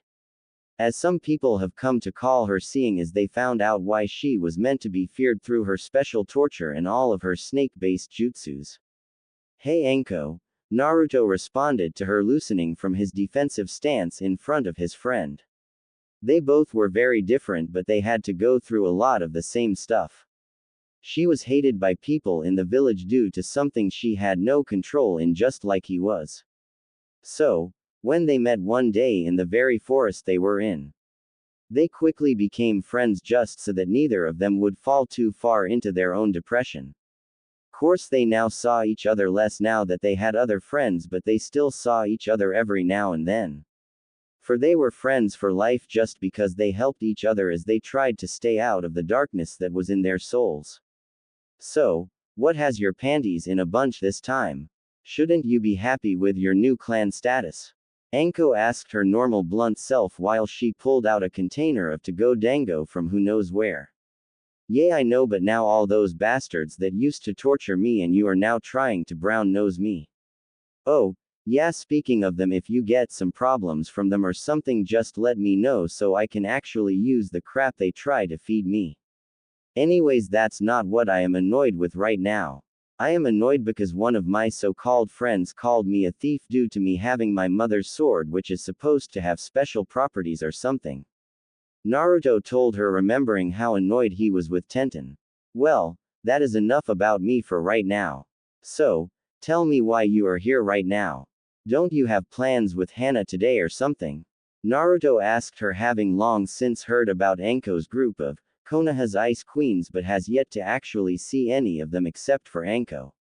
Oh, I am still going with Hana-chan to that new bar that opened up to party a bit, but she doesn't get off work for a while yet, so when I saw you I decided to just come over to say hi, Anko told him with one of her rare true smiles that were held only for her most trusted friends. Ah, well, it is good to see you again. I mean, I haven't seen you since my mission to the wave. Naruto told her, returning her true smile. Yes, I just had to come see these new eyes of yours, Naru-chan. Anko told him, walking up closer to him and looked straight into his eyes. It makes you look fiercer and crazier. I like that. Anko told him, now practically on top of him. Thanks Anko-chan. Naruto told her, unsure how to respond while blushing due to being squished against the girl. Course after a while she backed off, laughing at his embarrassed state. Ah, you are still so easy to tease. She eventually told him, then noticed the time by looking at the sun through the trees, not too dense, seeing is still practically at the edge. Oh, gotta go see ya later, Naru-chan, she then quickly told him, then left, not giving Naruto a chance to speak. Course this just made Naruto chuckle a bit, now in a better mood. Wait, that was her plan, wasn't it? Oh, well, I guess I need to thank that sneaky girl yet again for putting me in a better mood. Naruto thought happily and then began to train seriously now that his mind was clearer. Though he couldn't help but wonder what the special attributes of the sword has now that Tenten made him realize the small seals that were etched onto either side of the blade. Tenten. Tenten's group finally finished after 2 hours, though now the sun was setting, seeing as it was getting close to dinner time and she couldn't find Naruto anywhere. So, she quickly changed directions and decided to look for Hinata so that she could use said girl's bloodline to help find Naruto. Thankfully, in this case, she was quickly able to find the girl and get her to help in her search mission. So, she now stood in front of Training Ground 7 as Hinata scanned the area around them for any sign of the blonde. Though when Hinata finally was finished, Tenten was surprised by the answer. Sorry Tenten-san, but I can't see him anywhere around here. Hinata told her. What? How can that be? You just scanned the entire place. How can he not be here if he was training? Tenten asked, still shocked. I don't know, but wherever he is we won't find him. Hinata told the shocked girl, confusing her even more. Why? Tenten asked, figuring that everything the boy did would be loud and bold. Well, Naruto was always a master prankster, so he ended up being regularly chased by ninja and civilians alike. So, through this it seems that he has developed his skills in stealth to a shocking level, or at least according to what I have heard. Though I do know for a fact that he even managed to prank the Hyuga clan compound. Hinata tells Tenten, remembering that strange time. Flashback. Hinata 2 years ago. Hinata was standing in front of the academy when she noticed her love interest was just a little way away from her. So, She decided to quickly try to go up and talk to him, though one of the Hyuga council saw this and quickly ran up to Naruto and kicked him hard enough to push him a few feet away from where he once was. "Get out of Hinata's way," he told Naruto, smiling, only using that as an excuse to hurt the demon child. After he did this, he quickly walked away, though if he looked at Naruto's eyes he would have noticed the glimmer of mischief in them. Course Hinata didn't see this either, because she quickly left as well, not wanting people to know that she was crying because she thought her love was hurt because of her. Plus that night, Hinata was still crying in her room, trying to figure out how to say sorry to Naruto when she heard someone clearly furious outside of her room. Something she rarely heard, seeing as many of the clan tried to keep their emotions to themselves. Still, it was more than enough for Hinata to decide to get out of her room and look around at what was going on. And what she saw was the man that kicked Naruto earlier yelling at several branch members. "How the hell did he get in? I want a full scan of the walls to figure out. And will someone get me something to clean this off with?" After he yelled this out, the clan members quickly were trying to do what he asked, while Hinata finally couldn't help but take a closer look at what was going on. Something that led to her ending up in a fit of giggles after seeing the council member. For the council member's once black hair was now dyed bright yellow, or what was left of it anyways. After all, it seems that he also got a haircut that took all of his hair except for a long ponytail. Plus, on his head directly in the center of his forehead was a chicken drawn in permanent marker. Due to this, the council member ended up staying in the clan compound and completely refused to go anywhere in public. He also took to wearing hats quite often and even had the dishonor of wearing his headband over his forehead. Course he never got his revenge on Naruto even when he brought it up to people, seeing as there was no proof it was him. Flashback end. Course Hinata was lost in her thoughts of this day for quite a while, so Tenten decided to leave the girl to her thoughts. But soon after she left, Hinata snapped out of it due to hunger and quickly went home to get some food. Funny enough though, as she ran home, she accidentally ran into the person she was looking for just a little bit before. But due to them both traveling on the roofs, she quickly felt herself lose balance thanks to the shock, but thankfully was saved by the man she hit. Something that made a blush quickly appear on her face. Course this just made Naruto with his already confused mind blush as well. Man, that blush makes her look so cute, and she is in my arms right now. Maybe I should just give her a quick kiss. No. Bad Naruto. You don't even know if she likes you like that. Don't let Anko's teasing get to you this much. Naruto thought to himself and gently put Hinata back on her feet. Course when he did this, she got even more embarrassed and her cheeks turned even more red, and she poked her pointer fingers together repeatedly, showing her shy side even more. She looks even more cute now. But, you know what, screw waiting until I know if she likes me, I am just going to go for it. Naruto told himself, then quickly turned to the girl. Hinata.